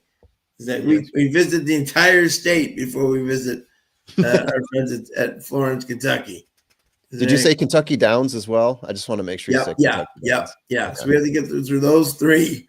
We have to go to Southern Kentucky. We have to go to Louisville, and we have to go to exactly before we get to be exact. I just pulled it up just to be sure. Wednesday, December 3rd. We got a couple of days. Yeah, we got a couple of days. Yeah. Okay, we're going to turn the page here. And race 4, mile 16th, maiden special weight, purse $115,100 for maidens, fillies and mares, 3-year-olds and up. We have 1 scratch, and that is the 5 Sunlit for Barbara Minshall. Rafael Hernandez will not be running. And this is the formulas race, right? It could be. Yep. Okay. I'll take it if you want it. I usually hate on maiden special weight races. They always just like screw up my my process, but that's okay. I'll take them nonetheless. There we go. Let me just check a few things here. Mile 16th on the dirt. We'll have to see. I hope he looked okay, but we'll have to see if Frazier's still riding in the next race here. Yeah, for sure. Let's see. Carolina's Moon's already got their pick ready. The 4986. Good luck. And we got Pietro back here. Here we go. Yeah, I'll take this race. No big deal. You gonna take this race? Okay. Yeah. Okay, sure. Yeah. Carolina Moon 4986, as you said. This race is easy to Trusty. Now I'm curious to hear who Trusty has. If this race is easy for him. So easy for him. Drop your picks, Trusty. Let's see. Race lens is 4389. Thanks, Colin. Janet Cho wants to know: does anyone want to come to Kentucky Downs? I mean, for sure, I want to. I'm not completely ruling it out, but ooh, does sound like fun. Just down the road. It's almost in Nashville to give people. It's like 35 minutes from Nashville. You can. It's on the Kentucky-Tennessee border, but you can stand at the track and you can see the houses in Tennessee. Yep, absolutely. They're right there by the track. They literally are. That is literally how close they are. All right, Tim, who did you like in this race, my good man? Yeah, it's not sexy, but sure. Your friends, the Olwellings here on the 4-horse. I was hoping that we got a little bit closer to the 6-1 morning line price than the current 2-1 favoritism, but I do like the 4 quite a bit here. If you look at this horse, maiden special weight in this race, had been running in maiden special weights, but the last time out, they actually took a shot at the Woodbine Oaks there, you know, for the 3-year-old fillies, Fulton, Canada. So that was definitely a race that shows that this horse is highly thought of. We actually have a couple of them in here, but this horse, of 12 horses, was 12th early. 11 lengths back in the early going, and really started to make up a little bit of ground in the stretch, but finished 4th, got a paycheck at 50-1. So not too bad. But if you go back to the maiden special weight races, this horse definitely fits here and makes a lot of sense. And couple of turf races in there, but we're on the synthetic, and I think the synthetic races are just a little bit better, especially that last one. The speed figure come forward, even though it doesn't look as good as some of the others as far as some of the numbers and things. That was a really good race considering the class and of the race and the other horses in there. My second pick in here was the horse that I thought would be your favorite, potentially the 3 Ginger Zip. Despite one that was lower in the morning line, I liked the 3 a lot and thought the 3 might actually be the favorite in here. I do have the 3 second, and then the horse that was the favorite in the morning line and I have third is the number 9 Spirited. This horse had been off since February of last year, so a really long layoff, and then comes back in July of this year at a 1.1 miles here on the synthetic, which we are repeating. And that was a big wake up. This horse showed early speed, actually got bested a little bit, came back, put a head in front, and then gets beat by a nose. This horse was your favorite. If you go back and watch that race, that was a heck of a battle coming down the stretch. So really good race in that one. So this one has the potential to move forward. We got the outside position. If you look at where the start is, this horse is probably going to be pretty wide in the first turn. That's the only thing that I don't like, given that the horse wants to be forwardly placed. So that was my concern with that one and why I put it more as an underneath play. But 4-3-9 for me. 4-3-9. Okay. 4-3-9. Got it. 4-3-9. Okay. Yeah, this race is interesting here. We got some. It's very interesting to see the layouts of these races, and so far, yeah, the 4 is the favorite. Yeah, and yeah, this is because we got a lot of stretch out horses here, you know, and yeah. So my top pick was the 9 Spirited, Josie Carroll, Pietro Moran. This horse ran a real big race last time. He was bumped and still managed to run a big race and just missed last time. Pietro gets back aboard. Used to be trained by Billy Mott. Josie Carroll just have an amazing meet, as always. The first female Hall of Fame member at Woodbine, and rightfully so.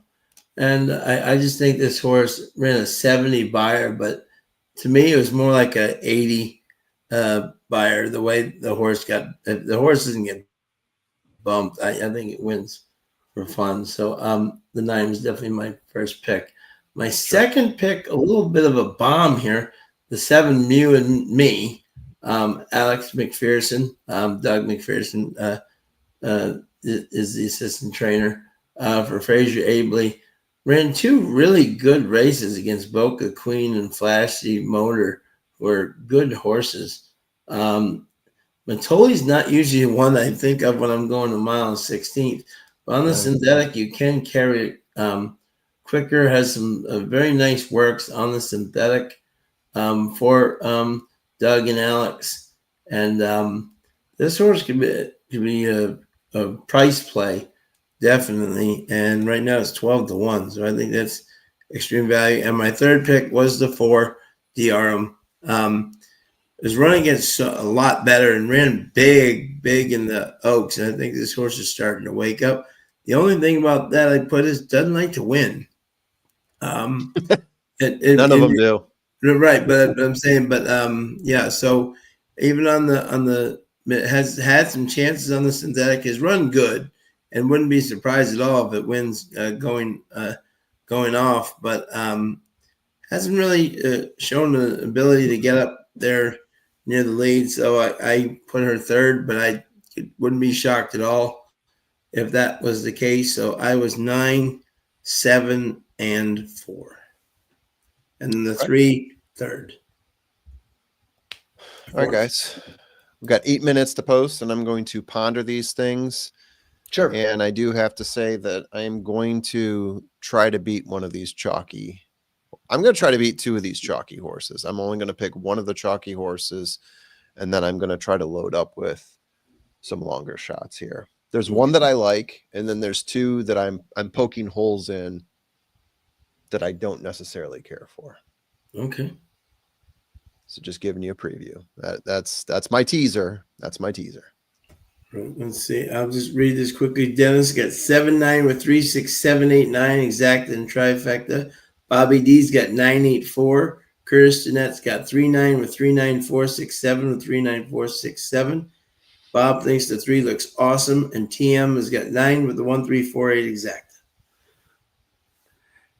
Yeah, the 3's intriguing, and like I said, I thought the 3 might actually take some money in here on the stretch out. If you look at that last race and go back and watch it, this horse really closed well, and that was 6.5. And now we're getting a stretch out here. Obviously, it's a big difference in race, but I think this one has a real shot. Stronach Stables.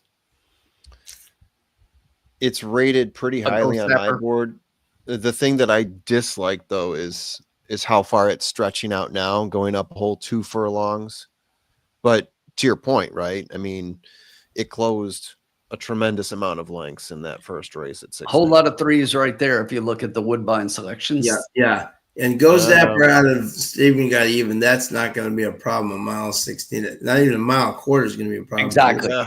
Yeah, that was exactly what I was looking at as well, Sean. Not a problem at all. Yeah, he's going Zapper, you said. Yeah, Go Zapper on top with the Stephen got even underneath. That he's going long. Yeah, which even makes his move as a sprinter more impressive, really, when you think about it, because he's bred to be long. So the fact that he made some move in the sprint shows he's got some talent. The thing about the 4 that I thought was really intriguing was the fact that this horse has never taken money, never been below like 6 to 1. 575 is the lowest, but this horse really just like in the stakes 50 to 1 and ended up finishing in the bottom of the superfecta. So I just think might have woken up a little bit in the last. The 9's the one I definitely wanted to try to play against, but the 9 looks really good on the track. Yeah. The 4 is the one I want to play against the most. I'm tempted to play against the 3 purely because of the distance bump up. Yeah. The 9 is the one that I can poke holes in the 9 too. That's the problem. 4 minutes to post. I better come up with something, guys. Jenny's got 9 with 7, 8, 3, 4 all. And a little double with Ocho just in case. David Barista, how are you, my man? Pick 4, 2 with 4, 5, 8, 9 with 2 with 1, 4, 6. Good luck. Mayor of Turfway's got 2 to win place in the 6. JG Funk, my man, 3, 7. Exact is straight up. And Carolina Moon's got a Mohawk. There you go. Good job, Carolina. Here come the horses on the track. See how they look. It's fun to have them on the screen because you can really see, 2. Well, 2's got a bit of a roller coaster here. Hey, slow it down, buddy. Whoa. That's 3 why it's 25 to 1. Or she. Yeah. 3 looks good on the turf. On the capital. Diorum looks well. Daisuke Fukumoto. Fukumoto-san.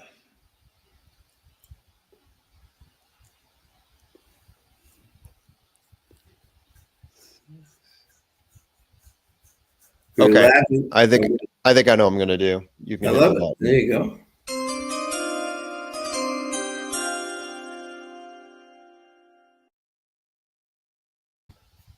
Okay, so do a tri-key box.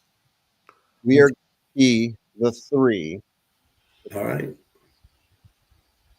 the 8, and the 9. It's going to cost us a total of $9. 3 with the 6, 8, 9. Okay. Yep. We need the 3 to be in there. Sold on the 3. I think the 9 is possibly going to be the 4 is the one I'm trying to beat here, and we're getting prices with the 6 and with the 8 with one of those in there, and we need one of them in there, to be honest. That's where we get our value from. If we get both of them and the 3, then this is a really good night. Yep. There you go. So $9 total to pay a 50-cent key box, tri-key box, 3 with 6, 8, 9. Gatekeeper's got the 3 to win. I'm going to take this off 1 second and reset it so it doesn't do it halfway through the race. All right. Razor's in the house. Which it always seems to do. Is that the real razor? Is that the legit razor? That is. All right. Good to see a razor. David Barista, posting Del Mar tickets. We'll accept those as well.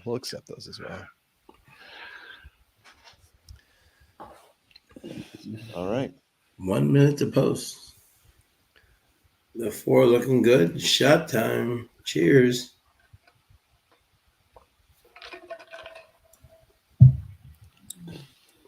I haven't had a drink check in the lounge tonight. It is a cocktail lounge. I know. Yeah. What's everyone having? Yep. I'm having my They black call it gin and tonic right here. Yeah.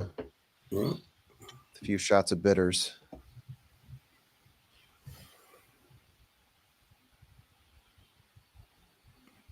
By the way, race 6, that's when I really pull out the big guns. I'm curious to see if the bombs that I have in race 6, because all top 3 of my horses are bombs 10-1 or more.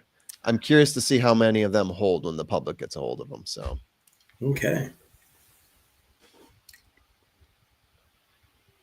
Bob Jackson's top picks are 3, 6, and 8 here. We'll take it. Let's Ready, do LMJ that. Foxwood's horsey. Bob Jackson, let's do that. Good to see both Leo Salas and Austin Adams riding tonight. They both fell on Monday at Fort Erie when I was there, but good to see both riding. Loading up. Loading up.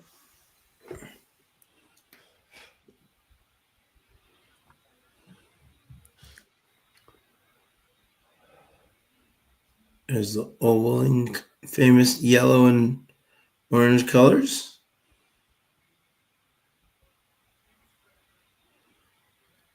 How did they celebrate the King's Plate? They drove 8 hours for a tractor pull. True story.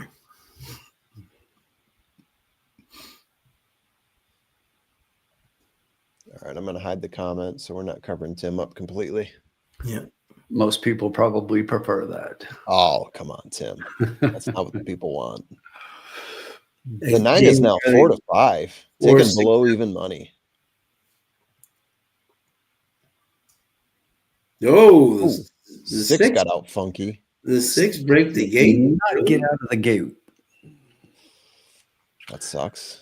There's that 3 horse. The sprinter showing early speed. Can we get Robert? Outside the door. There he is.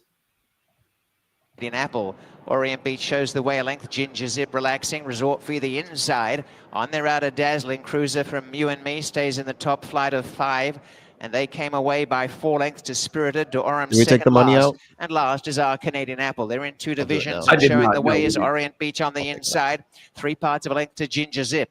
A length and a half away, sharing third is on the inside. Resort Fee on the outer dazzling cruiser. Behind them, You and Me, and 3 lengths away came the favourite Spirited, gaining on them. A length and a half, Durham niggled at second last, and last is our Canadian Apple. A half mile through in 47 and 4 with less than a half to run. And over on the inside is Orient Beach by 3 parts to Ginger Zip, who's been prominent all the way. A couple away is Dazzling Cruiser as the top two. Speed off inside the 3/8. And then behind in fourth is Mew and Me running on. And Spirited starting to wind up as they start the run inside the 5/16. Ginger Zip attacks for the lead. Took over narrowly from Orient Beach. Dazzling Cruiser third, and then Mew and Me and Spirited is running on well. Is starting to come after all of them, kicking back Orient Beach. Ginger Zip the center, and now coming after the leaders is Spirited right down the outside easily. Wow, 9 is in control. Spirited has no trouble in going on by and has dashed away from Ginger Zip. And now it's a question of how far. Very impressive Spirited from off the pace and piling on the margin. Spirited, the Positive Spirit wins by 6.5 to 7 lengths over Ginger Zip, Dazzling Cruiser, Mew and Me, and then Orient Beach to Aura, our Canadian Apple at last resort fee. Baby, look at me. Look at me. We got one! Your money, and you know what else? You're a big winner tonight. We specialize in making stacks on stacks on stacks on stacks. You're a big winner. I'm going to ask you a simple question. I want you to listen to me. You're going to like the way you look. I guarantee it. Who's the big winner here tonight at the casino? Huh? Mikey, that's who. Mikey's the big winner. There we go. Nice job. Thank you. Dennis, I told you it was an easy race. Good 9-7. The 6R Canadian Apple. Yeah, you said it was easy, Dennis, but the horses you picked were not in there. Nice. You went 9-7. No, Dennis would have hit though. No, Dennis said she had all 4. Yeah, Dennis had all 4. Yeah. Dennis had all 4. Good. Yeah. Yeah. Good job, Dennis. Inquiry. Yeah. Yeah, you did good job, Dennis. Excellent. Yeah, it's whether the 6 actually came out of the gate correct. Yeah. Oh, yeah. It's the start. It has nothing to do with these. Yeah. It's going to be a chalky payout though. 1 over 4 over 1 over 7-2 over 12. I mean, what's this going to pay out on 50 cents? $20? Well, the 9-4 was actually the lowest exacta, and the 4's off the board. The 4 is out. That helps. Anytime you get out of the trifecta exactly, you're doing okay. You know. Yeah. They bet those Moran. I'm Attard willing horses all the time.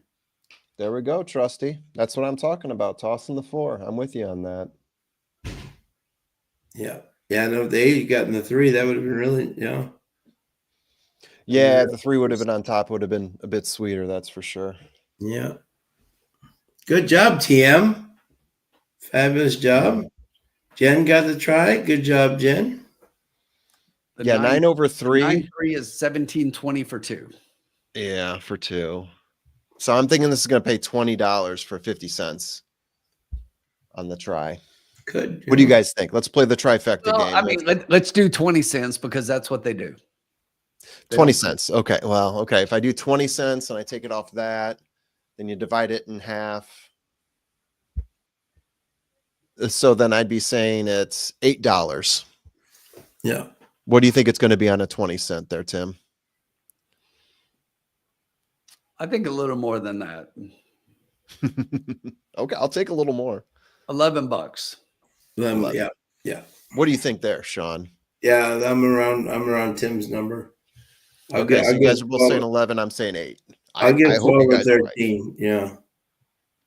Because Al's horse is out, I'm hoping that helps too. Yeah. It's just I don't like the order. 1 on top, 7 to 2, and after that. This guy could be a really good horse, by the way. Up at Woodbine Spirited. Yeah. And he shows versatile. He went to the lead last time and damn near won. Now he's coming from off the pace and shooting off like a rocket. So you love horses who are versatile like that. Yeah. Good job, TM. $1 try. I think it's going to be nice. Good job, Jan. About to break even. Love hearing that. Yeah. Love hearing that. Yeah. It's a great sign. Just waiting for the payout. Six So refund. 6 has been scratched. So 6 Oh, gets that a sucks. refund. That will hurt. Yep. That's gonna hurt. That'll affect things a little bit. Yep. Although, do we get a refund because I had the 6 included? Yes. Yes, we do. Yes, we do. Yep. So then it's going to be $3 as opposed less. to $9. Yep. It's less. Yep. Okay, so let me do that now. Let me add Just 6 that, back and we in. still get our payout. Yeah. So I'm going to add 6 back in, and then I'll add the payout. Yeah. True, Dennis. Very true words. I feel a little better about that now.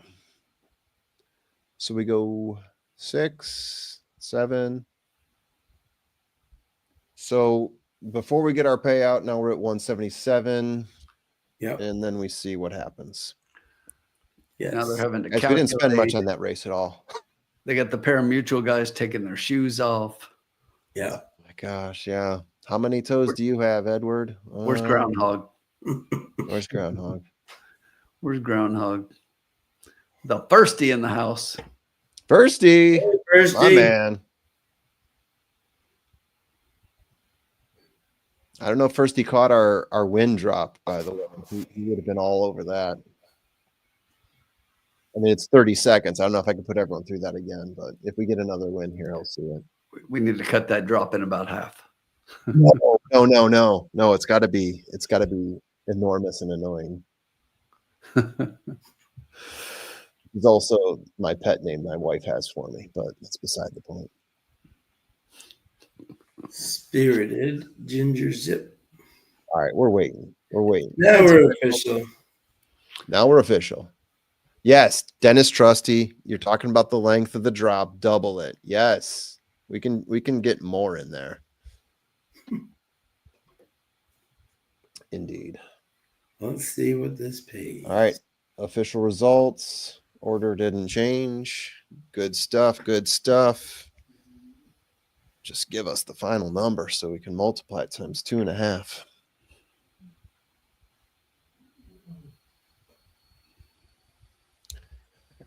Because we got ourselves a winner. All right, there it is. 975. 975. Not bad with the 6 out. So we would have been Not pretty bad with the close. 6 out. Yeah. So we add in 24.37. Yep. Always a win. 48.75 for $1. That's not bad at all. Not bad at all. Not with the 9.3. No, is that yeah? I think that exact even 1480 is still good without considering the 6 was out. Yeah. Guys, I got to do some high level math here. Hold on a second. The super was 216. Whoa.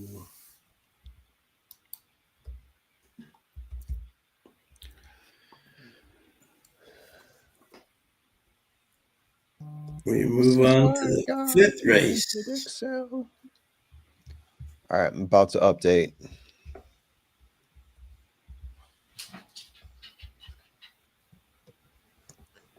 Current bankroll is 201.63. So we're currently at double it range.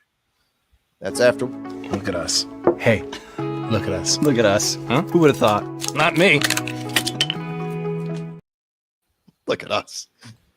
Yeah, there we go. That's after getting the $6 refund and the 24 and change win on what was eventually a $3 bet. Would have been more if the 6 would have stuck, but hey. I'll take this. I'll take this one. I knew you would, Sean. Yeah. Yes, there is. There is a chance. Absolutely. No, there absolutely is a chance. Right? This is why they call it horse racing. And if he gets out and gets a clear lead, and but no. The answer is no. I just don't think there's any horse in Sovereignty's league. I think that he's put on all the weight that he had coming into the Belmont. And the thing is, again, I don't know where people are getting this thing, but that Sovereignty comes from like 8, 10, 12 lengths back. He was 3 lengths back in the Belmont. You know what I'm saying?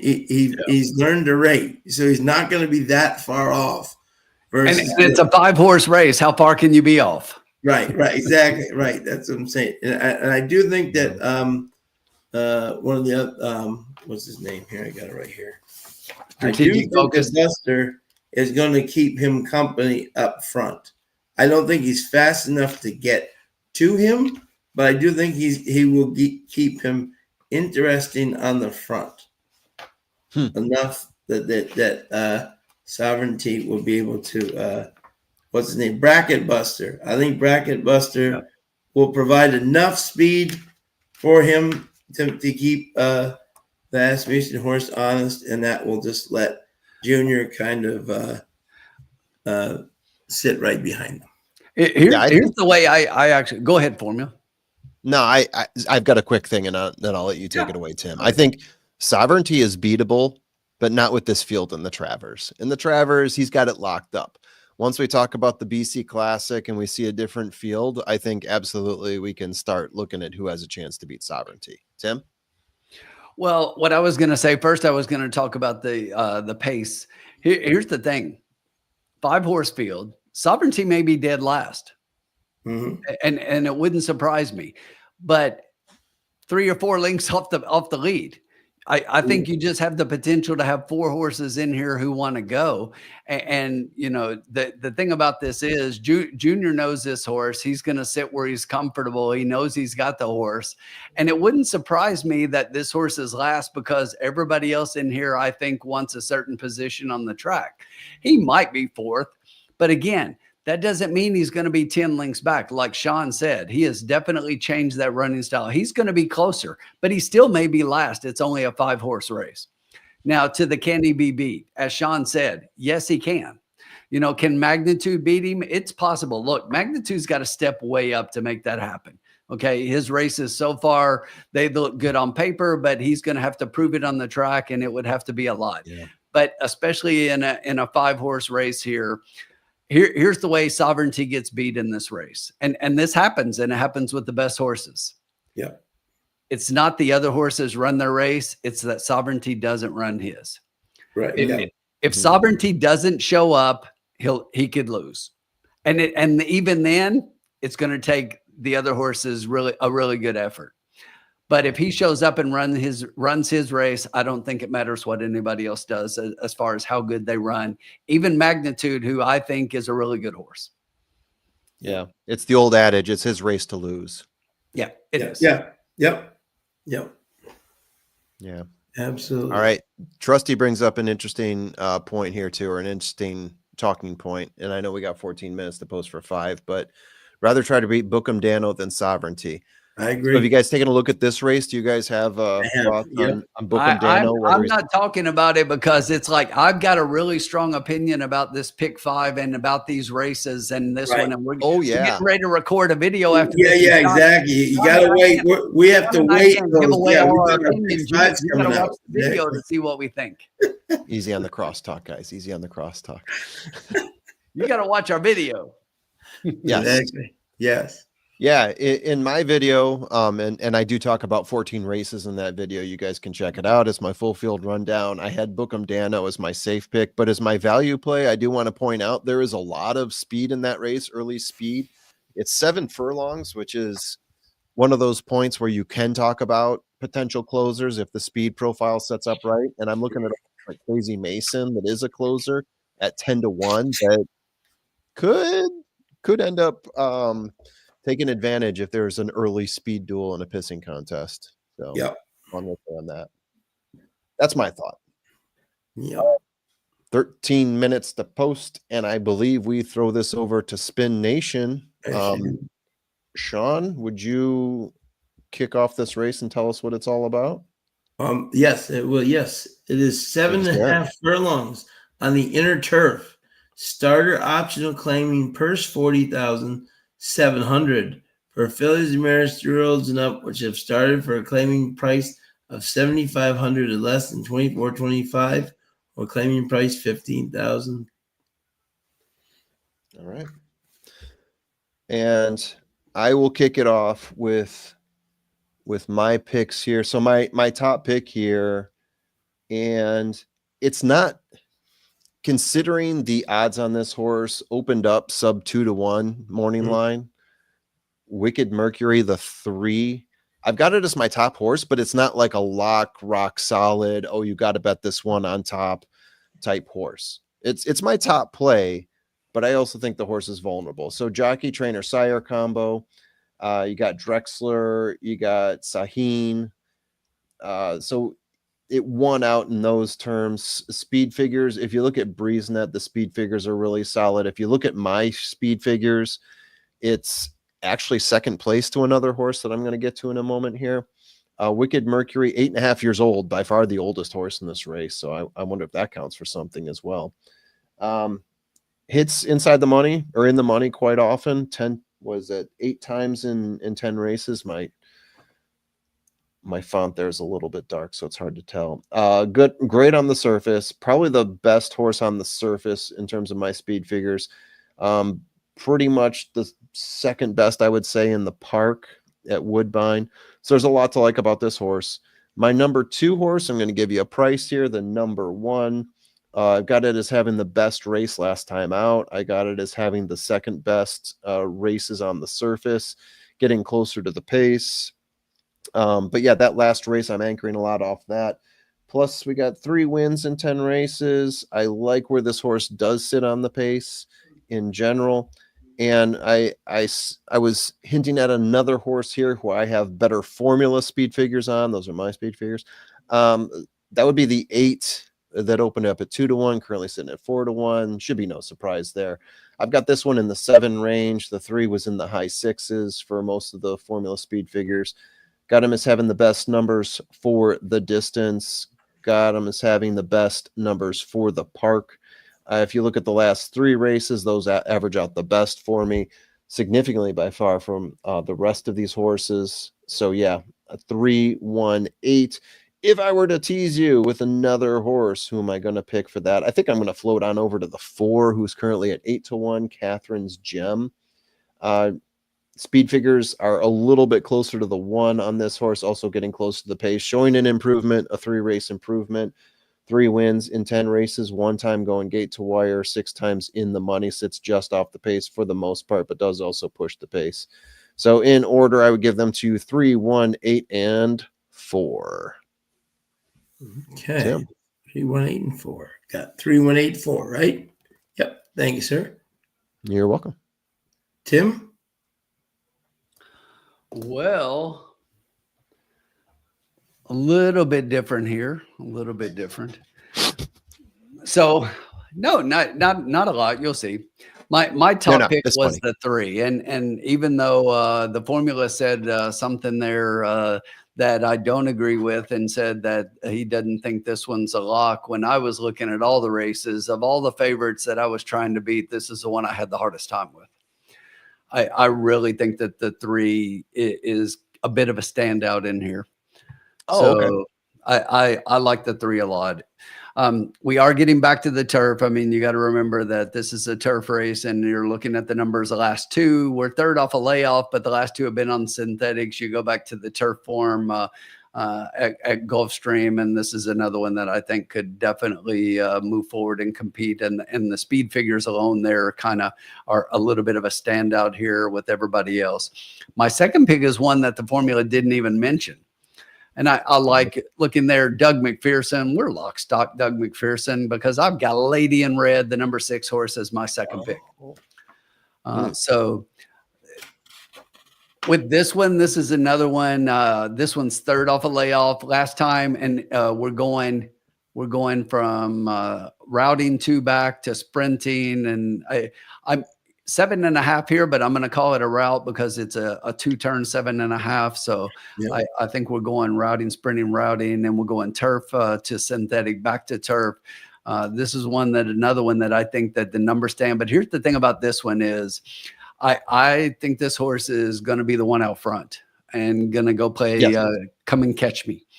And I don't see a lot of other horses in here that are going to press that. I think most of these others kind of sit back from that. And if the 6 is allowed to get loose on the front and not put up super fast fractions, could definitely stick around. I think the 3 can go and get that one, but this one might even be able to steal the race. But I like those 2. My third pick's the 8.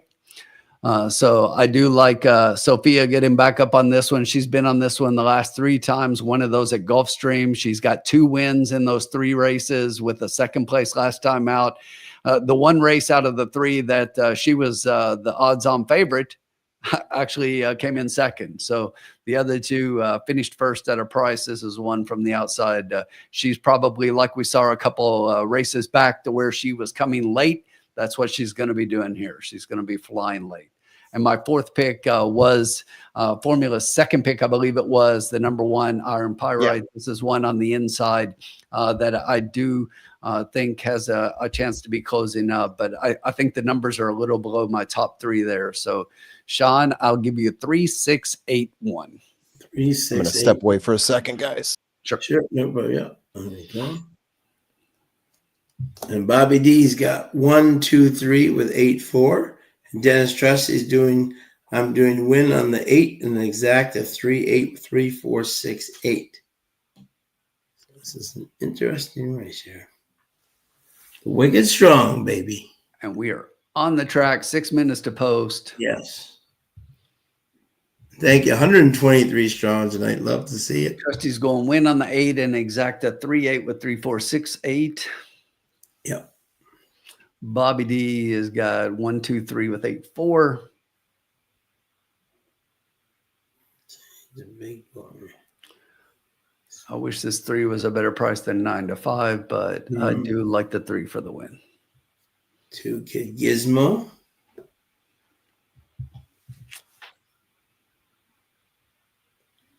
Wicked Mercury. Everybody needs to listen to my man JG Funk here and hit that like button. 126 people watching. Give us a like. Come on, if you followed along so far, we've doubled up the bankroll here. Yeah, absolutely. Jen is taking the Ocho. This is definitely an Ocho with a chance.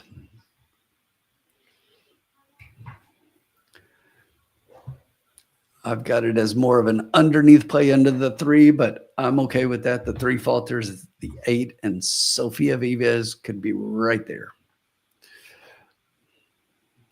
Kyle Graves, anybody got an exact key box 6 with the 1, 2, 3, 4, 8? Okay.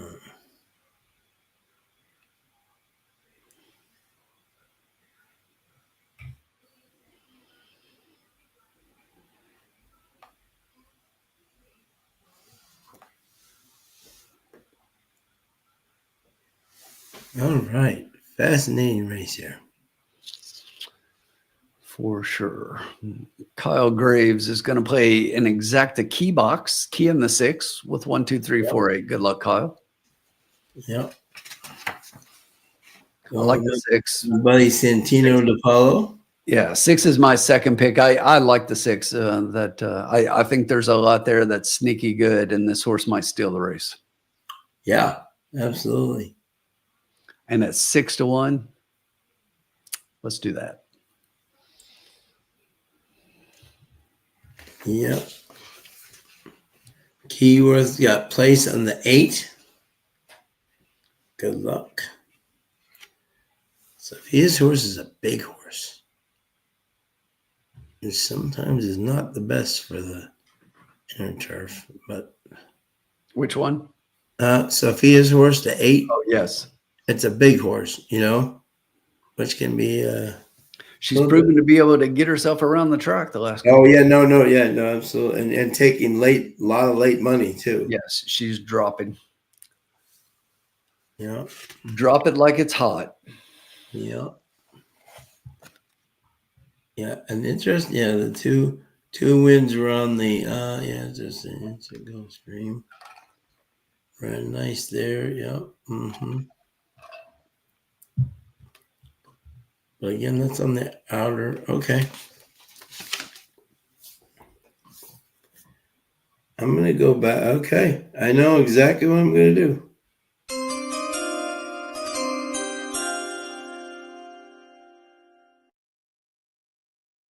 It worked for me in my last race. I'm going to do the same thing. I think the value is there. I'm just going to do 4 across on the 1. Horse is 1 for 1 on the inner. Ooh.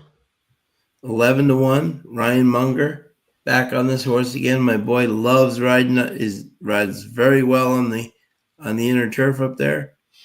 10 to 1. I think this is extreme value. All right. It's a bit of a bold move. I like it. Yeah, we're up on the night. We're not going to be giving it back, No. But I think this horse could definitely be live here. But we could definitely be taking more. Yeah. Yeah, absolutely. I like it. I like it. All right. What's everyone else got out there? Let's see.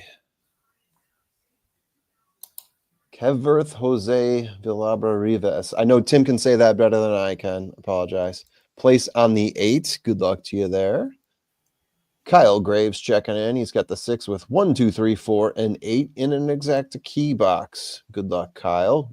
I mean, that would look great because the 6 at 9 to 1 is given some extreme value. So any of those that you place it with, even if it's a 3, you're getting paid back on that. Taking the Ochoa Trusty.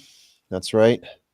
Ocho's all across here. Jen Ochoa, Dennis Trusty. Hitting the button, hitting the like button. Thank you, JG Funk. And if no one said this before, I'm sure someone did. Let's hit that like button. Bobby D, first bet, Bobby with a 1, 2, 3 with the 8 and 4. Good luck to you there. Dennis Trusty, yeah, doing a win on the 8 with the exacta 3-8 with 3, 4, 6, 8 as they're loading up. And yeah, let's get that one. At 9 to 1 currently as they're loading up. That would look very pretty. That would look sweet on the mantle, I must say. Let us place it there. Carolina Moon is taking that as well. And then we got Bob Jackson, top picks 1, 3, 4. Lady in Red takes position next. Let's go. And there are 2 to load after that. Lady in Red. 8 has gotten hammered. Yeah. Holiday with Amy. Yeah. And the last Kind is of expected Gallyhead. that. I got the 3 and the 8 Outside very gate for Sophia close. So I kind of Vives. expected the 8 to come down About to be affected. Race a little 5. bit more. It's a big horse. Gallyhead has gone in there. That's All a in. big horse. Locked. Yeah. Off and running to a terrific start. And wanting that lead, Lady in Red bursting through the pack to be in front. Boom. From on the inside, I Am Pyrite. Away well, Catherine's Gem. And zipping through the pack is Voice from Above. took Has gone up up and to share pulled second all the way spot to out the the back. stretch. And Gallyhead is wider, but Handy. In behind them at the early stages, third last on One the rail. Kid Gizmo. down 7 Holiday to with 1. Amy the outer. Late 2 to money. Wicked Mercury is absolute last in the early part. And Lady in Red by a length up the back stretch from Voice from Above. Iron Pyrite tucks in third. 3 quarters Lady in Red away, makes Gallyhead has a nice position in fourth from Catherine's Gem. A break of 2 away came on the inside, Kid Gizmo, and the outer Holiday with Amy. And at the back, a length and a half away last is Wicked Mercury for Sahin Savachi.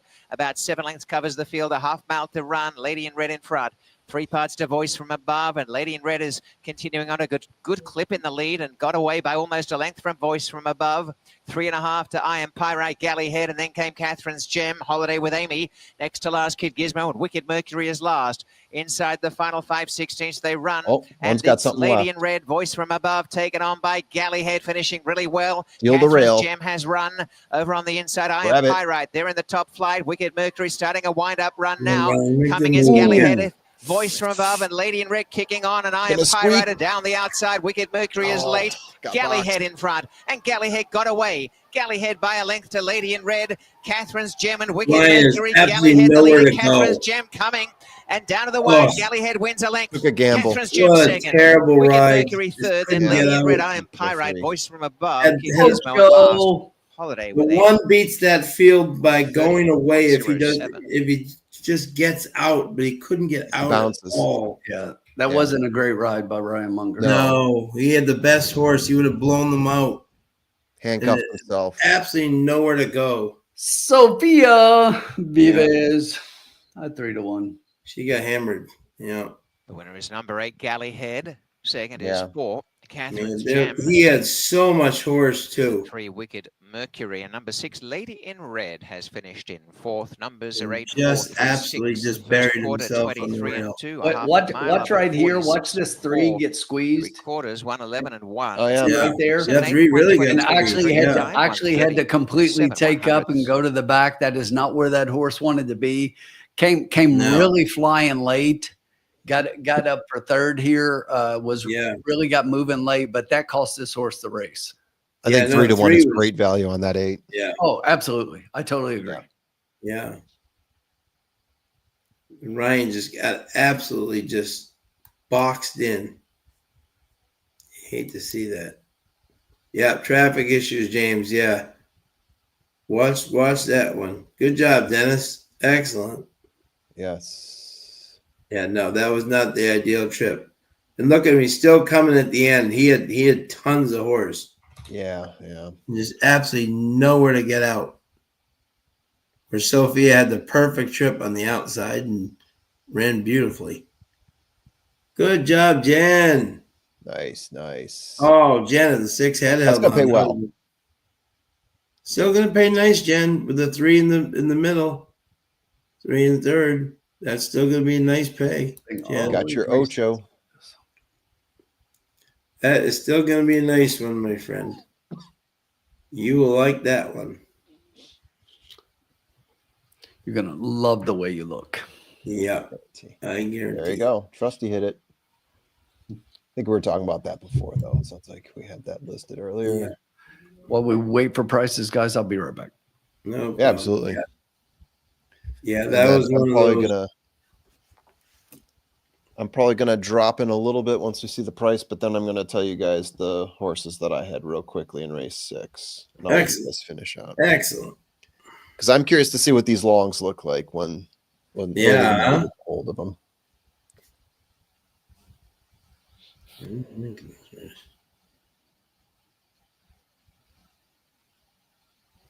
Two, 4, 6.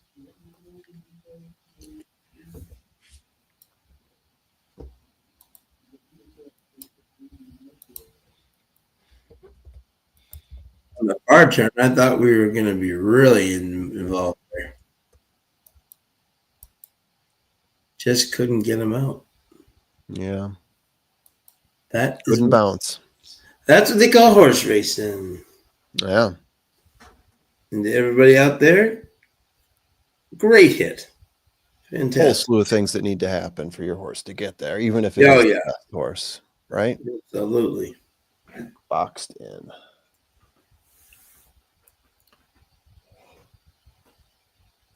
Is it 2 for Sevilla on the night? Yeah.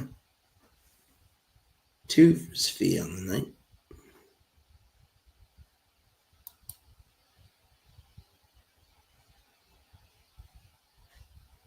Galleyhead getting what is now a turf win, has been a model of consistency. The 6-year-old, a chestnut mare who's by Freud from Dublin Girl, bred in New York by Lamholm, Valenti Racing Stable LLC, and James Bentley Begg, winning owner and trainer respectively, gives Sofia Vives a riding double with a nice performance. Indeed. Look at that. Rodney Valenti wins at Saratoga. Rodney Valenti wins at Woodbine. He wins everywhere. Thanks to Mercedes-Benz, Mrs. Saga on hand as well. So in just this campaign alone has had a terrific. It's a strong exacta payout on a $2. Yeah, look at that, huh? 5 seconds and 20-cent try is Very 18. Nice, so that's really solid. Good job, everyone who hit that. Wow. 2-to-1 morning line got out to pay $8.60 on wins, $5.90 on around place. 6. Wow. Good job to everybody. Seriously. 3-to-1 or Great 7 job. $8.60 for the win.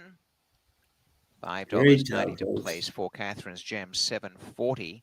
That exacta rate for $67.40 in the try, $90.25 in the super 8436, $1,151. The double 98, $23.20. Pick 3, $5.98, or the scratches in the second leg, $69.60 in the swing of it, $4.8, $8.10, $3.8, $2.30, $345.15.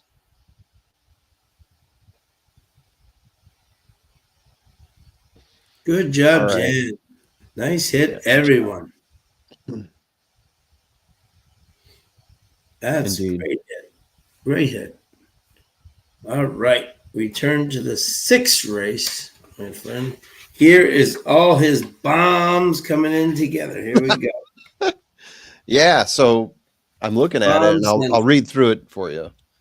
My bomb picks here. Yes. 7 furlongs, claiming first 39,900. Lady in red bursting through the Billies and mirrors. from on the inside. I am Pyrite away well. Catherine's Gem and 3-year-olds and up, which have never won 3 races. Spot out the stretch, and Galley Head is wider but handy. In behind them at Yeah, I don't know where all these odds went because I no longer see them on the horses I had, but I also don't see them stretched across other horses as much either. So who knows where they went to? There's no scratches. I'll go through them though for you real quickly here. Yeah, go ahead, bud. Yeah. Have to drop. So the top horse I had here is Magic Modi. The 7 opened up at 10-1. Magic Modi. Okay, yeah. I got this as being having a pace advantage, so should be a horse that gets up front. Yeah. Maybe doesn't get a whole lot of pressure. The next horse I have up is the 1. Liam's Awesome. Opened up at 20-1, currently at 8-1. Wow. I got this horse as having a nice little closing ability here. A lot of formula agreement on this one. Had some of the best races last time out. And then my last horse here, the 3, Xena Swift at 10-1. Currently at 7-1, but again, opened at 10-1. Got it as having easily the best last race, like the most impressive last race of this bunch. And if I give you a 4th horse here, I'm going to slide over to the 6, Cinnamon Bits, who opened at 6-1. Currently at 7-1. In order, that would be 7-1-3, and then you can tack on the 6 if you want a 4th. 7-1-3-6. Wicked Mercury third. There you go. Lady in red, I am Pyrite. Voice from above. Kid Gizmo and last. Holiday with Amy. 130.07. I like it. Yeah, trust me, you're right. So the 8 was, what is that? 6-5 opened up at morning line and is currently sitting at 9-2. So that's where some of the other odds went for the horses that got bet down. They ballooned up the 8 a little bit. You got a good point there. Yeah. Okay. All right. Tim should be rejoining you. You can tell him I had 7-1-3-6, and I am laying off the 8 to possibly people's surprise, but we'll see. I'm going to try to beat that 8. 7-1-3 and then 6. That's what I had there, Tim. You've lost your mind. And guys, what's that? I said you've lost your mind. No, I've got the 1 in there. Oh, 1 of 4. Not bad. 24%. 25%. All right, guys. And Senior Stable, thank you very much. Oh, Senior Stable, thank you very much for the kind donation there. As I said before, we don't ask for it, but we're always very appreciative when people do donate to the program. Thank you very much. Yes, thank you, Mike. All right, guys. Vegas tomorrow, you got to hit a jackpot, Mike. You got to hit a jackpot. Got to hit a jackpot. Good luck in the last 2 races, but hey, only winners in the lounge. We're ending up on top tonight. No questions asked. Gonna love the way you look. Let's hit that buzzer one more time before we go. How about that? See you guys. Do it. Love it. Let's do it.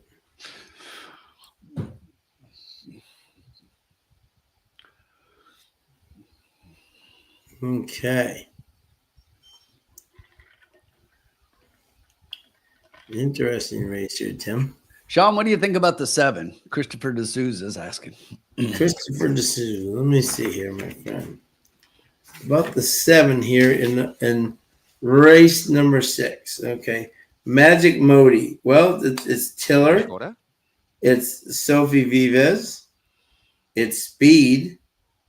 The 7 furlongs is 2 for 5 at the distance. So had luck. Dropping down a little bit into this spot. Came in 5th where it ran against Candace on the outside, and that horse did pass it for easy second. But the 7 does have a chance and it has the speed, which has been, which can carry a long way. It doesn't seem to be a lot of speed in this race, so that's definitely something to like there. If you are a fan of Sophia, she's already got 2 wins on the night. Yeah, I actually wanted to make a case for this one because you look at the distance. The horses had 5 races at 7 furlongs. The last 3 in a row have been at the distance here at Woodbine. Has 2 wins in those 5 races and 1/3, so 3 out of 5 in the money here. And the big thing about it was you look a couple back, and this horse was racing at 25, 23.5, and then dropped down to the 15 last time out and stays here at this level. But the big thing was the speed figures were a little bit lower than those that I liked a little bit better. And I thought the times were a little bit slower for this one as well. So we'll see. We'll see how it all shakes out in the end. What do you think there, Sean? In this race? Yeah. Yeah, this is an interesting race. And let me bring up the odds of it so we can kind of see what we're dealing with here. Okay. Yeah, okay. So, yeah, I figured that horse would take some money here. Yeah, I do like a horse in here. Let me see here. It's interesting. The 4 Sarah's Dancer is an interesting horse. This was bred by Colebrook Farms. Devin Borland took over this horse. It's only had 4 starts, but two thirds, so it hasn't done that bad. And the races that this horse has been running have been on the turf mostly. But I do like versus 23.5 with Pietro.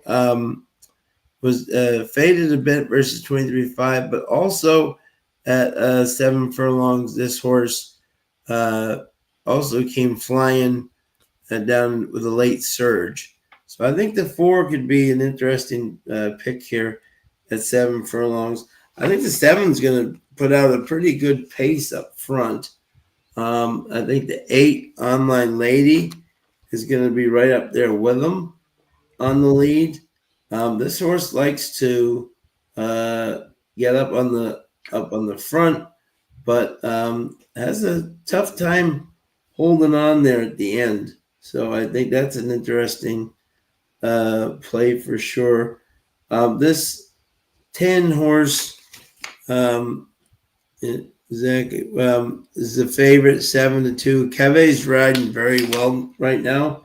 And this horse 2 back ran a very nice second place in this race. But my top pick was the 4 Sarah's Dancer. Jose Campos already has 1 win tonight with the LeBlanc horse. I think he kind of does the same exact trip that he did with that one, kind of moving halfway through. And I think at 4-1, this horse is going to be really tough. Second, 10, Candace. Keve's really riding well right now. And when he gets in the groove, I always have to use him. And third, the 7 Magic Modi. I think the speed will be there. I just don't think between the 7 and the 8 that the speed holds on to the lead. And so I was 4, 10, and then 7. Okay. So you did have the 7 underneath it. I'm really surprised the way the board is going right now. I had the 10 on top. I like the 10 a lot in here. When you look back at that 7 furlong race in there, this horse in that race broke out of the 10 hole in a 15 claimer, non-winners of 3, which is what we're doing now.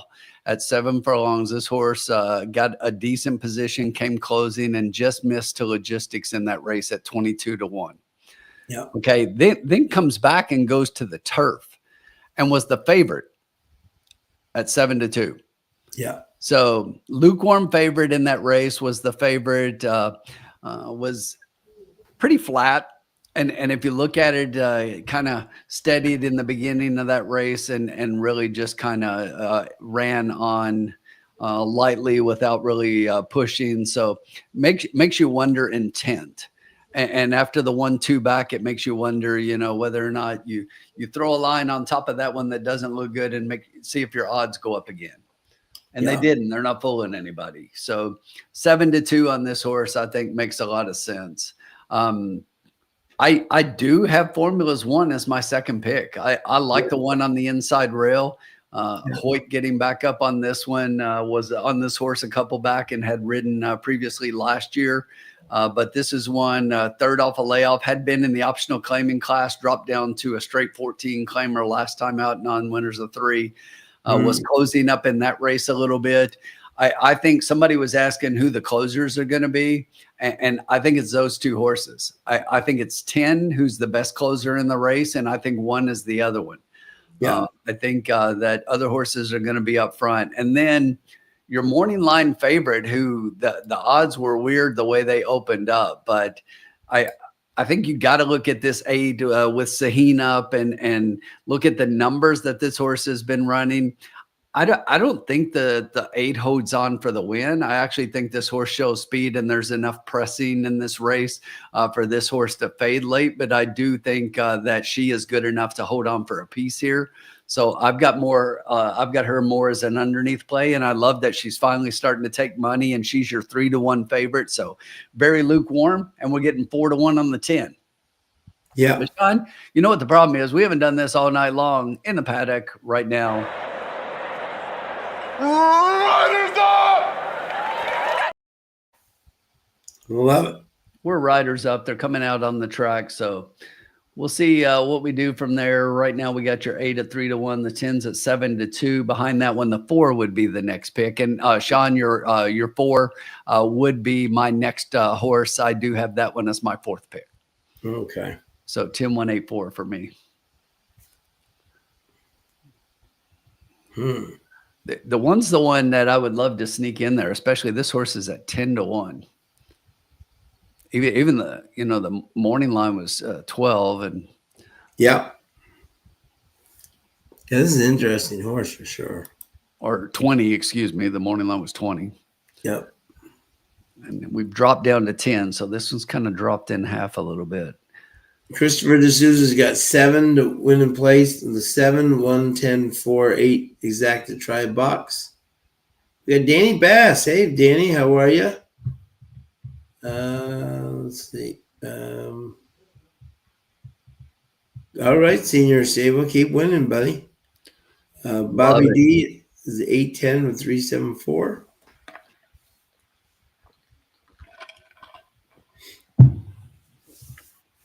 This is an interesting race for sure.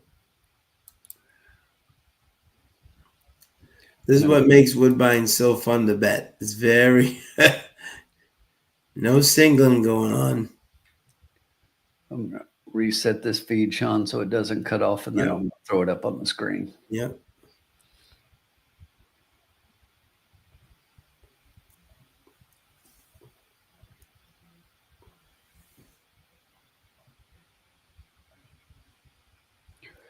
Awful close 10 is.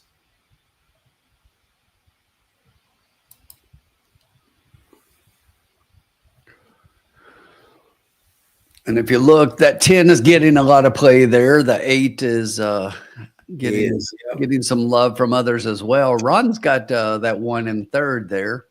Yeah. And then the 4 also getting some love. Yep. Got the 4 all at the bottom of the thing. Yep. Everybody liking the Keve train right now. And rightfully so. When Keve is riding good, he's riding good. For sure.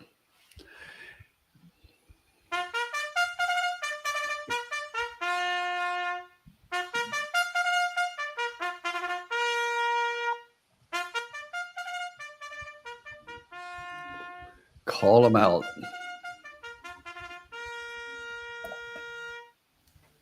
It is the call. Coming up that hill and onto the track. I'm wondering what's wrong with their feed. Why they've got that graphic up over the horses. That's Bobby D. Yeah. I don't know why it's coming out like that. Weird. Let me try this here. That's weird, huh? Yeah, that's really weird. Here, let's do this. There we go. It's gone. There we go. It's gone. Now we're back at it. There you go.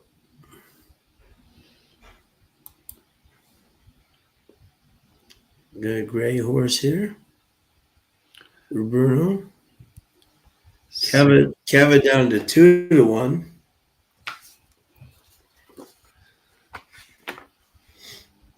Now the favorite, 2-1,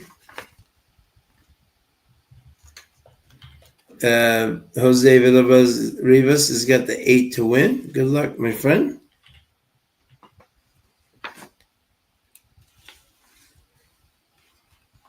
Candace. Andrew Smith. Only 2 starts, but does have a second.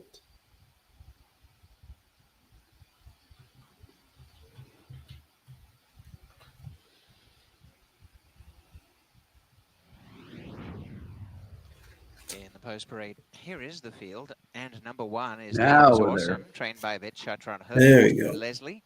One looks good. One is a good. On Secret toes, Gizmo, on her number toes. 2 in the barn of Ryan Jones. Ryan Jones and Handle Love owners with Rika Wolcott.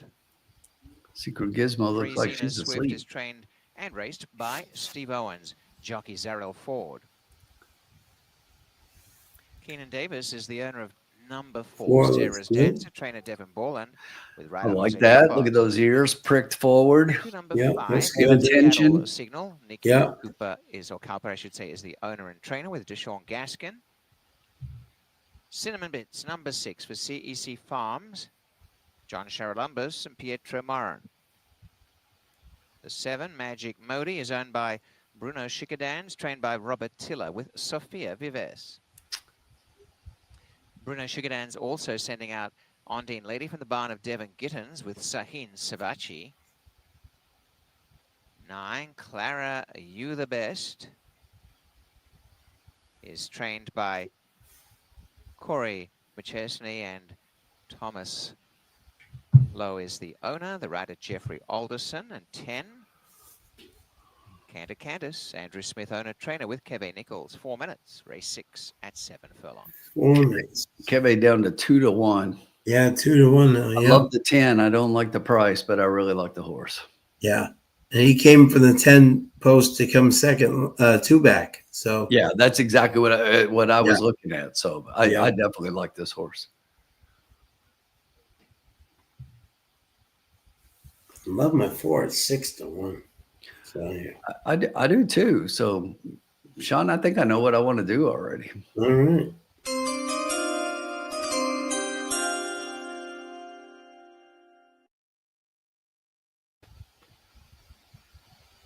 All right. I'm going to take a stab at the try here, Sean. Well, there you go. I'm going to do a $2 try key. I'm going to key this 10 on top. I think Yep. Kevin's in a good place. I like this horse a lot. I don't like the price, but I'm not going to change just because of that. Yeah, We're going to yeah. key the 10 with 1, 4, and 8. See if we can get Love that it. one. Yeah. Very solid.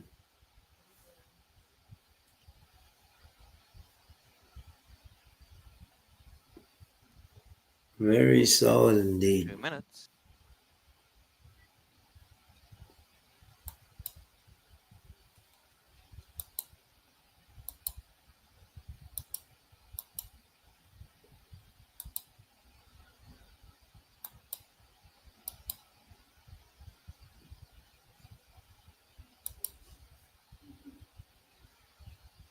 Let's see, we got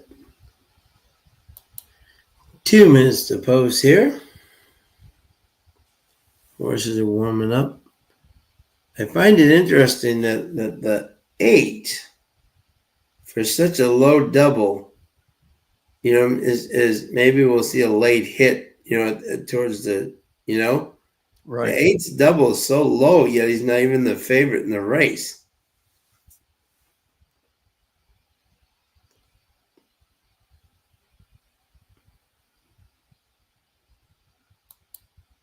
Don't see that often every time. JG Funk's got a 1-9-10 exacta box. Good luck, my friend.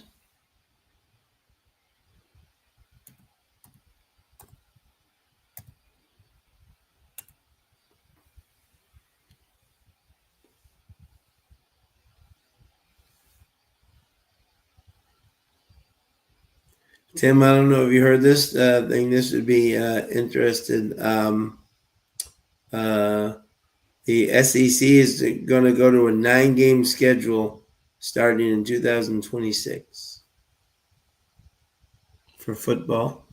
Interesting. On the way to the starting gate, this race coming up in a minute's time is at the distance of 7 furlongs. Current favourite has the outside gate, Candid Candace, 5-2 now, and 5-2 for Ondine Lady. Little between those as to who will be favourite. A little more in the win pool for the 10. Out from there to 6-1 or better with numbers 4, Sarah's Dancer, and 6, Cinnamon Bits. They're about to line up. Jim, this would be a good place to go 8-8 double. Yep. Just in case you beat that 10 here.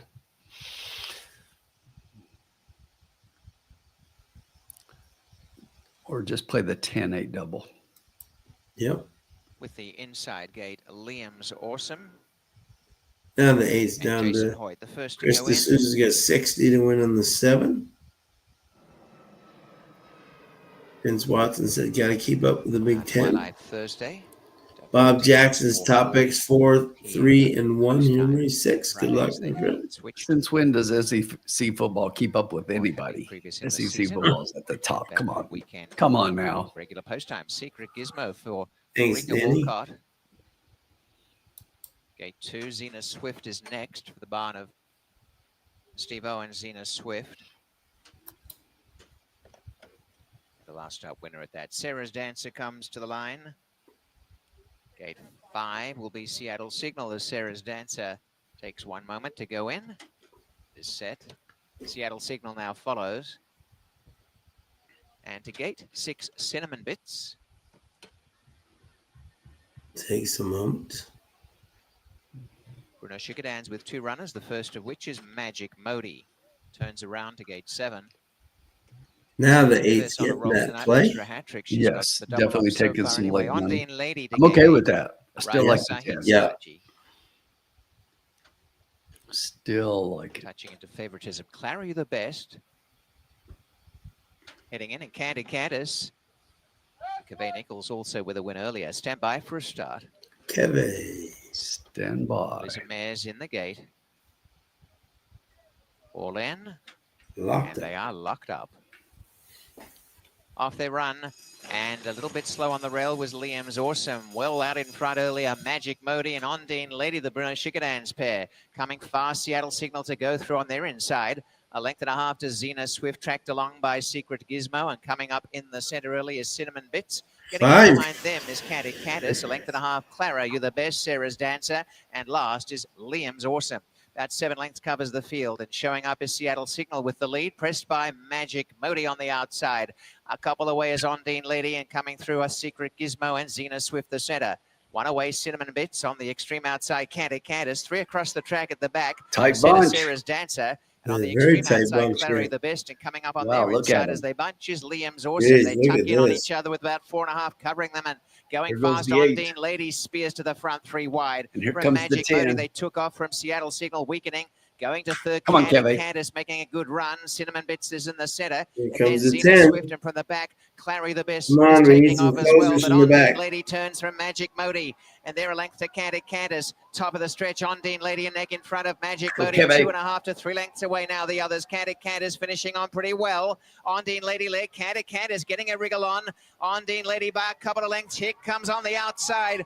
Kevin Nichols, Candid Candace, Ondine Lady narrowly. Ondine Lady from Candid Candace, and Yes, back third, Daddy. Magic Yeah. Modi, followed by Liam's Awesome, 1:23.57. Wow.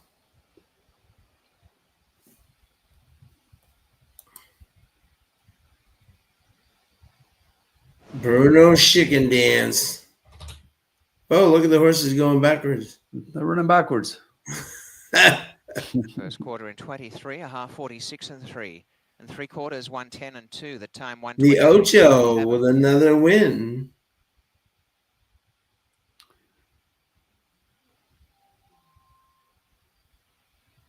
The winner is number 8, Ondine Lady. 810 was your lowest exacta, going to pay 16 for 2 as the lowest one. 8-10, 7-1, the top 4 finishes. Not bad, I'd say.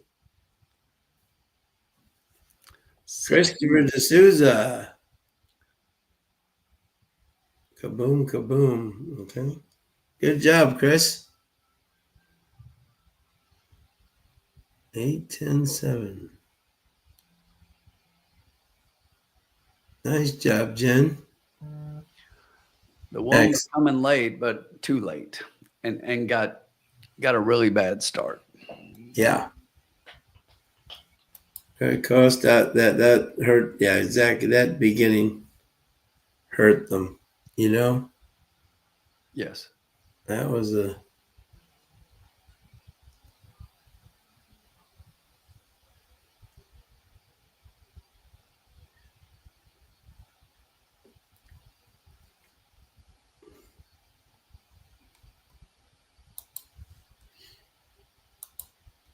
That was, yeah. You could see the 5 going out the lead, and the 2 Bruno Chicken Dance horses just kind of stayed smartly right off it, you know.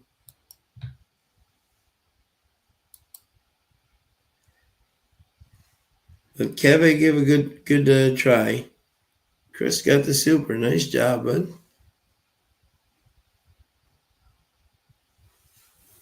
Right about the formula was right about the 7th sorter. There you go. Jen, good luck with the double at Del Mar.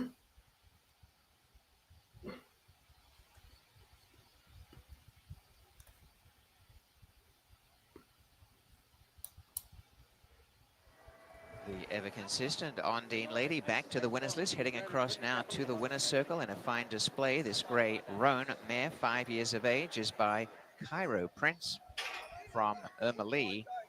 That is win number 3, but if you look at her record in the last few starts, a win, a second, and back to the winner's list again tonight. Devin Gittins, winning trainer. Bruno Shigadans, 1st and 3rd in the race. And congrats to Sunny Devin Savachi Gittins with trains that at winning both move, in the boy and Ondine Lady, Woodbine. bred in Yes. Ontario by A&A Farms with that. Hey, Nick, how are you, bud? 3rd win. Just in time for the get out race. Yep. Yes, sir. Yes, sir. The return is in. It's official on 8-10-7-1, $5.60 for the winner. Exacta 16.80. But we're going out a winner tonight. Does not matter. Super 180. Unless Sean just throws the whole $165. The whole 165 is going on tonight. We're going to win $8,000 tonight. It's going to be amazing. Pick 5. The winners were 55988. $20 try key, and it's going to just hit everything.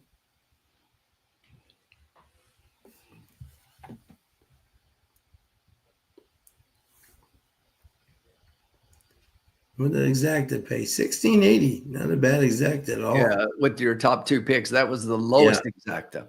Yeah, 810 was the lowest, and it pays 16. So, not too bad for the lowest exacta. No, even the try for $1, $40, and you know that's not bad at all. Danny, go big.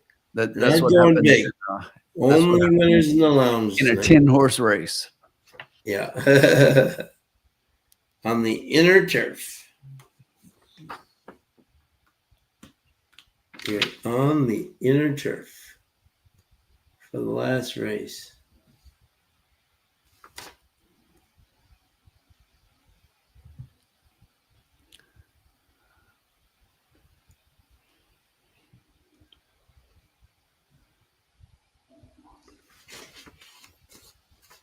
"21 minutes until the last race at Woodbine."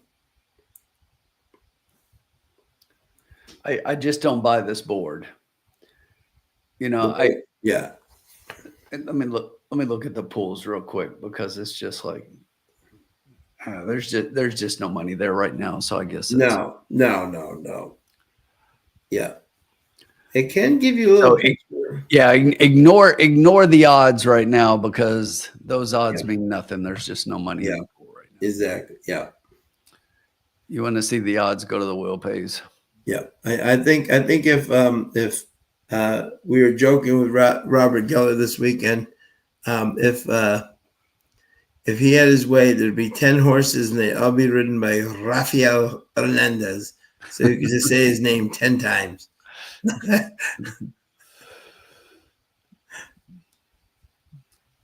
You love saying Raphael's name. Yeah, if you're looking at the horizontals, the double, the pick 3, the pick 4, and the pick 6, lowest payout for all of them is the 8. Yeah. Makes a whole lot more sense than 9-1. Yes. 9-1 is just silly. More like it's going to be 9-5. Yeah.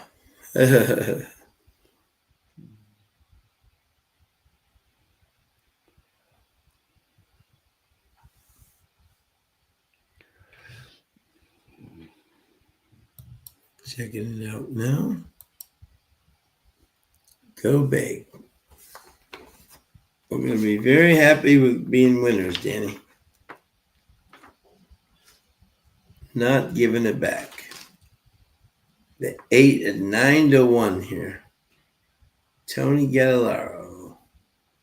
Owned and trained by my boy Tony Gallardo.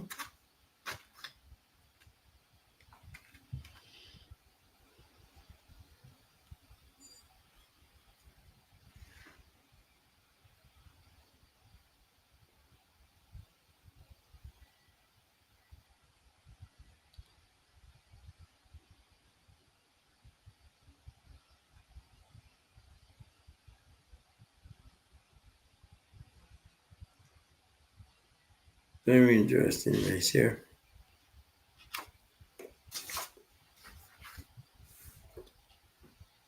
And let us know who you like here in the last. Yeah, TM, great job. That was a great exacta with those two. If you like those two, there's nothing wrong with that, you know? Nothing wrong with that at all. Nothing wrong with that at all. Yeah, that paid pretty decent to be 2 heavy favorites. Yeah, no doubt. You could have just boxed that heavily. Oh, absolutely, yeah. That was definitely the top 2 horses. And a very decent payoff, you know?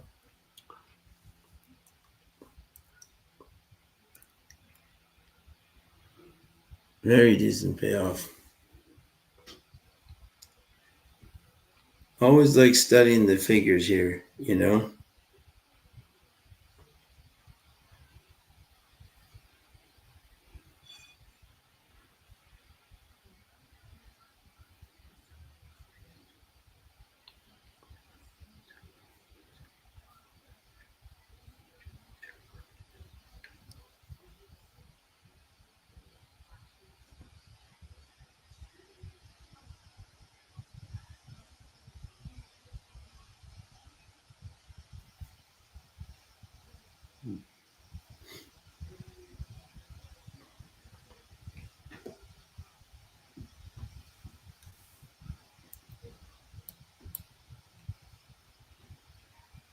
This is it's interesting when you look at it, you know?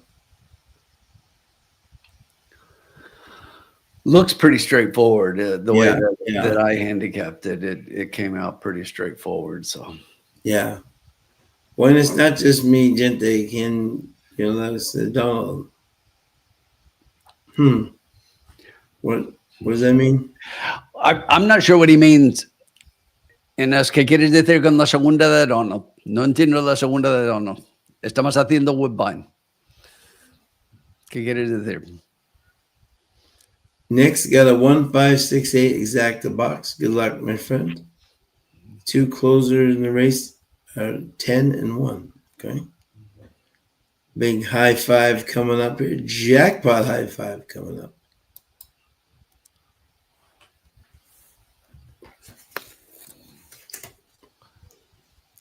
Sean, I'll just go ahead and run through mine real quick. Yeah, go ahead. Well, yeah, absolutely. Yeah, go ahead. Yep. So I landed as if you were listening to the last race, I told Jen to put in that 8-8 daily double at the end because I was trying to beat the 8 in there with the 10. I like the 10 a little more, but the 8-8 makes a lot of sense. And I love the 8 here. Pietro getting back on this one. If you look in really good form in the last few races, going 6 furlongs. But Sean, if you look at the symbols on that, which turf course is that? That's on the outer. That is. And we are where? On the inner. We're on the inner turf. But go back to last year and look. And this horse had some really good races on the inner, won a couple on the inner last year, also had a good second. So I definitely think that this horse is one to consider. Those races were also when you're looking at the distance here, we're going a mile. Those were about 7.5 mile. So this horse has the form to compete, is in good form right now, moves back to the inner, which might be this horse's preferred surface. So I think that this one's got a big shot in this race. Inside that one, I also, like I say, I had it pretty chalky. So my next pick is the 3 Worry Less. Crawford getting up for Chubb here. This is one when you look at last race went gate to wire in that race. That was on the synthetic, though. Now we're getting back to the turf. This horse does have 3 races on the turf. Also has 3 underneath finishes. Has a 2nd and 2/3. Definitely one that is going to probably be up front, but speed hasn't been holding very well. Right. Could hold on for a piece, and that's why I think it's more of an underneath play. My third horse in here is the number 6, Anita Margarita. And this is one that basically last time out in a straight 14 claimer, non-winners of 2. Now we're jumping straight up to the non-winner of 3 level here. But this one's definitely going to have to move forward a little bit, racing against a little better class. But I think still has the ability to finish underneath. That one was coming off a pretty long layoff and ran really well. And the speed figures kind of match up with a lot of these, a little below the top 2 picks, but one that I think can definitely improve. Should move forward, second off a layoff and coming off a win. Munger stays aboard this one. Looks like this horse is in good form to start off the campaign here. And then lastly, I had the 2 Magical Tricks. So that's why I say it was pretty formful, because those are probably going to be your top 4 odds wise. But 8, 3, 6, and 2 for me. Okay. Groundhog. Hey, buddy. Likes the 6. Groundhog's partner, buddy in crime there. Brian Short on his way up to Saratoga as we speak for the Travers to root on his brother-in-law, Junior. And when he is in the building, look out, folks. Junior gets hot. So look out. And we have 12 minutes. What were the top 4 again? Just give me those numbers again. 8, 3, 6, 2. 8, 3, 6, 2. Okay. He's going up to watch Sovereignty win, try to get in the win photo. Yes, sir. I think he got in like 5 win photos last time he was up there. 5, 6. He and Adrian kept jumping in. I got into one, but he and Adrian just kept jumping into everyone's circles. Awesome. And to show Tim how powerful Brian's powers are. Okay, the last time he was up there, right? Junior Mott had not one, but 2 first-time starters win in the same weekend. That's powerful.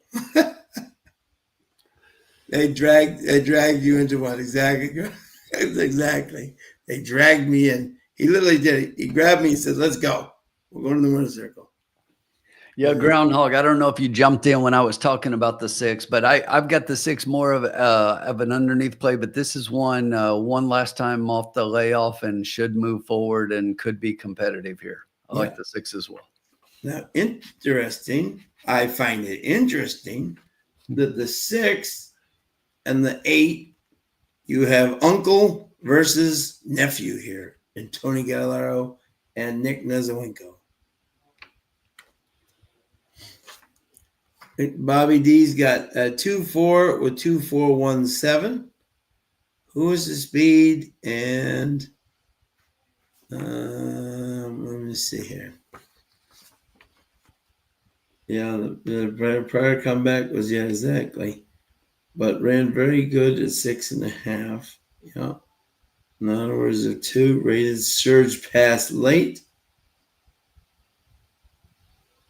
Has run optional 50. Okay. All righty then. Let's see. What are we going to do here? What do we do? What do we do? Let's see. We wait for the cause to take their money off the 2 and move it over to the 8 because right, exactly. This is That's not exactly what we do. It's not going to stay that way. Okay. Okay. So let's see here. Okay.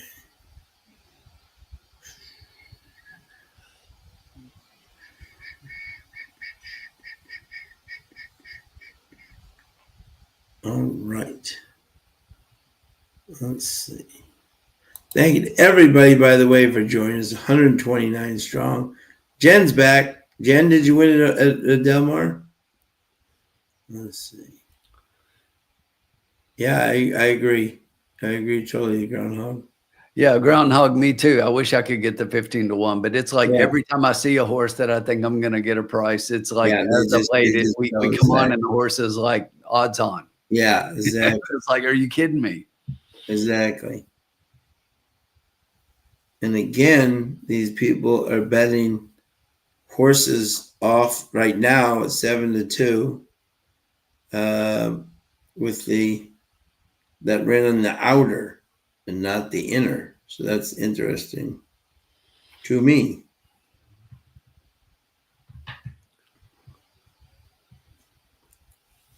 Bilbo Rivas likes the 8 to place. Jen Cho's got the 1-2-8 to win.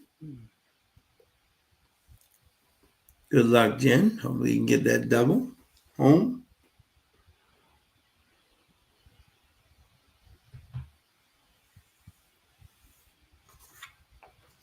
See how they look on the track here. Oh, kind of a hodgepodge here of all over the place. All over the place. A lot of people like the 2 to finish second. A couple of people like the 3. Worry less. Nobody really likes my 6, though. Alyssa's got the horse 5th. I know, yeah. Anita Margarita, yeah. A lot on the 8. I'll tell you, if the 8 stays 5-1, we just. Oh my God, yeah, absolutely. 8 to win. Yeah. We don't even go win place. We just put it all on the nose.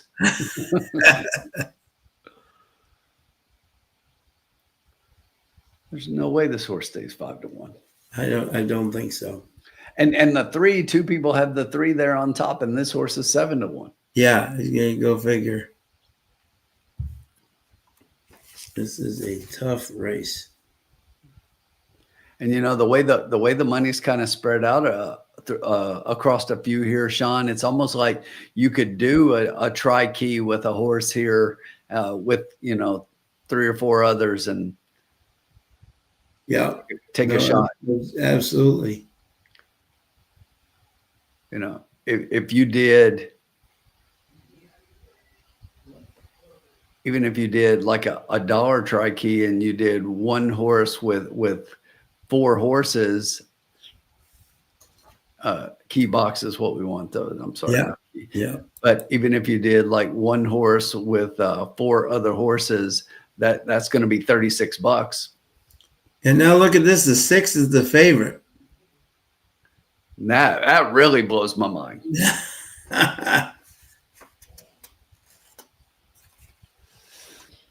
Look at this. Now the odds switched over again. I still don't understand the 8. 5-1. There's Tony's colors.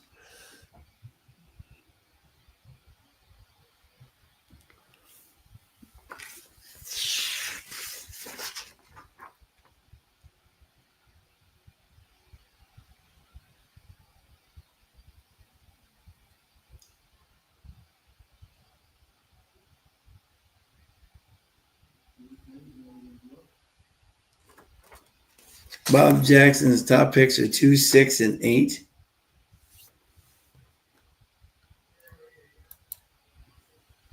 Good luck, my friend. Okay, so let's see here. We can unveil a little bit more truth here. 2 is a low double.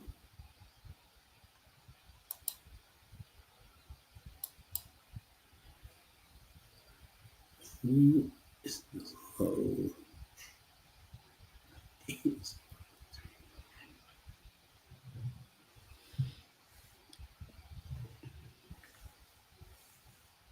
okay.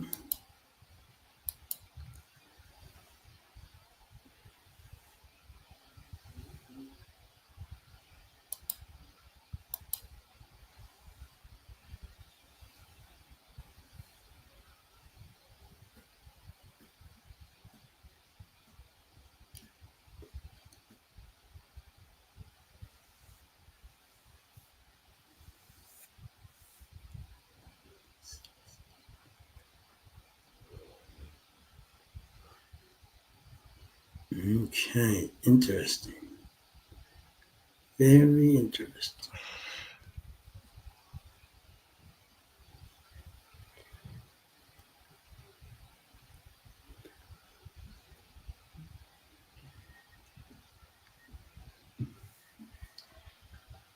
I still can't believe this 8 is 5 to 1. Lowest in all of the horizontal payouts. Yes, Colin, we are having a guaranteed winning night. We are up, and we will be up after Sean's done. Yep. We have officially had a winning night. Vince Watson is exacta box 3689.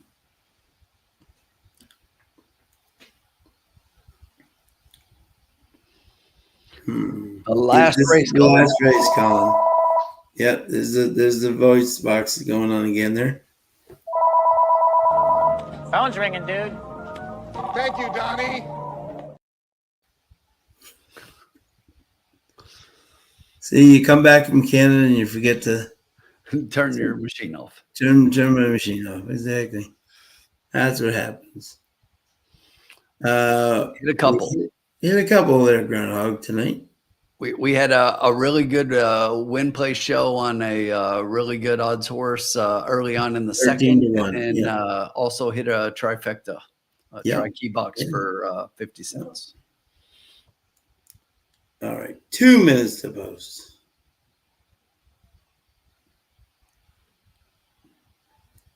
Okay.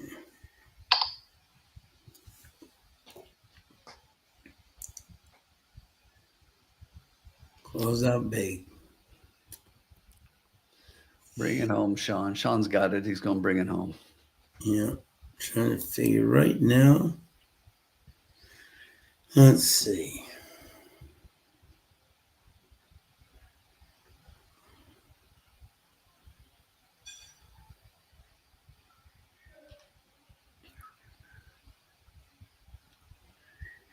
One minute, Sean. Yep, 9 to 2. Okay. All right. Yep, I know.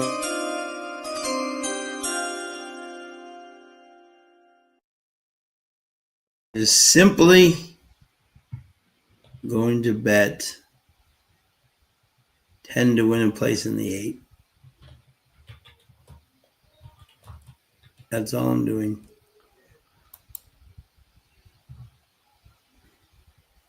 Yep, that's all I'm doing. We're going to finish up winners tonight.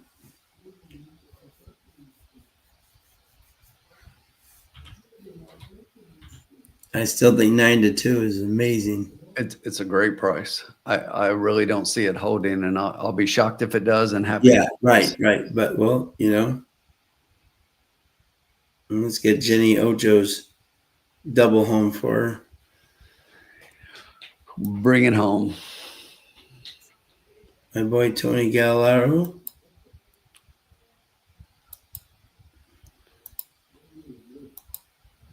And my girl Janine, the best on the Woodbine backstretch. Now the odds are tightening between the 2 and the 8 as money starts to come in on the 8. Yep.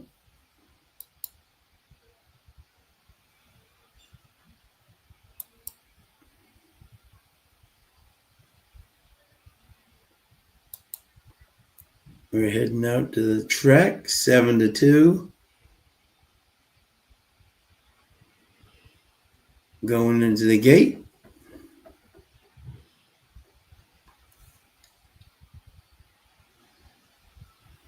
If I was betting exact, I would bet 8-1. That's what I would bet.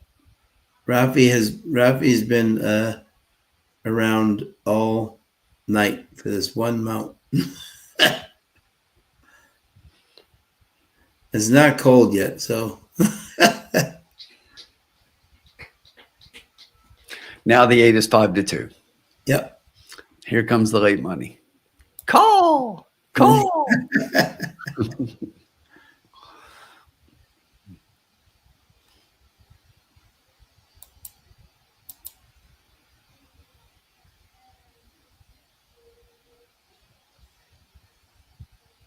Pietro's smiling.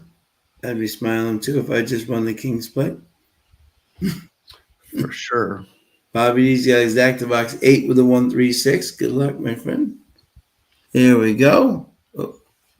Always happens.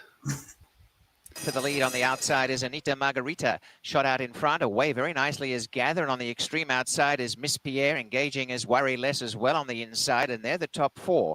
A length away came Looks Lucky to Me, followed by Magical Trick on the rail. A length and a half away came Foxy Diva, back second. Last early Bravo Kate, and last is Saratoga Empress. Kicking through to the lead is Worry Less on the inside as they go into the backstretch and leads by a length. Settling second, Anita Margarita.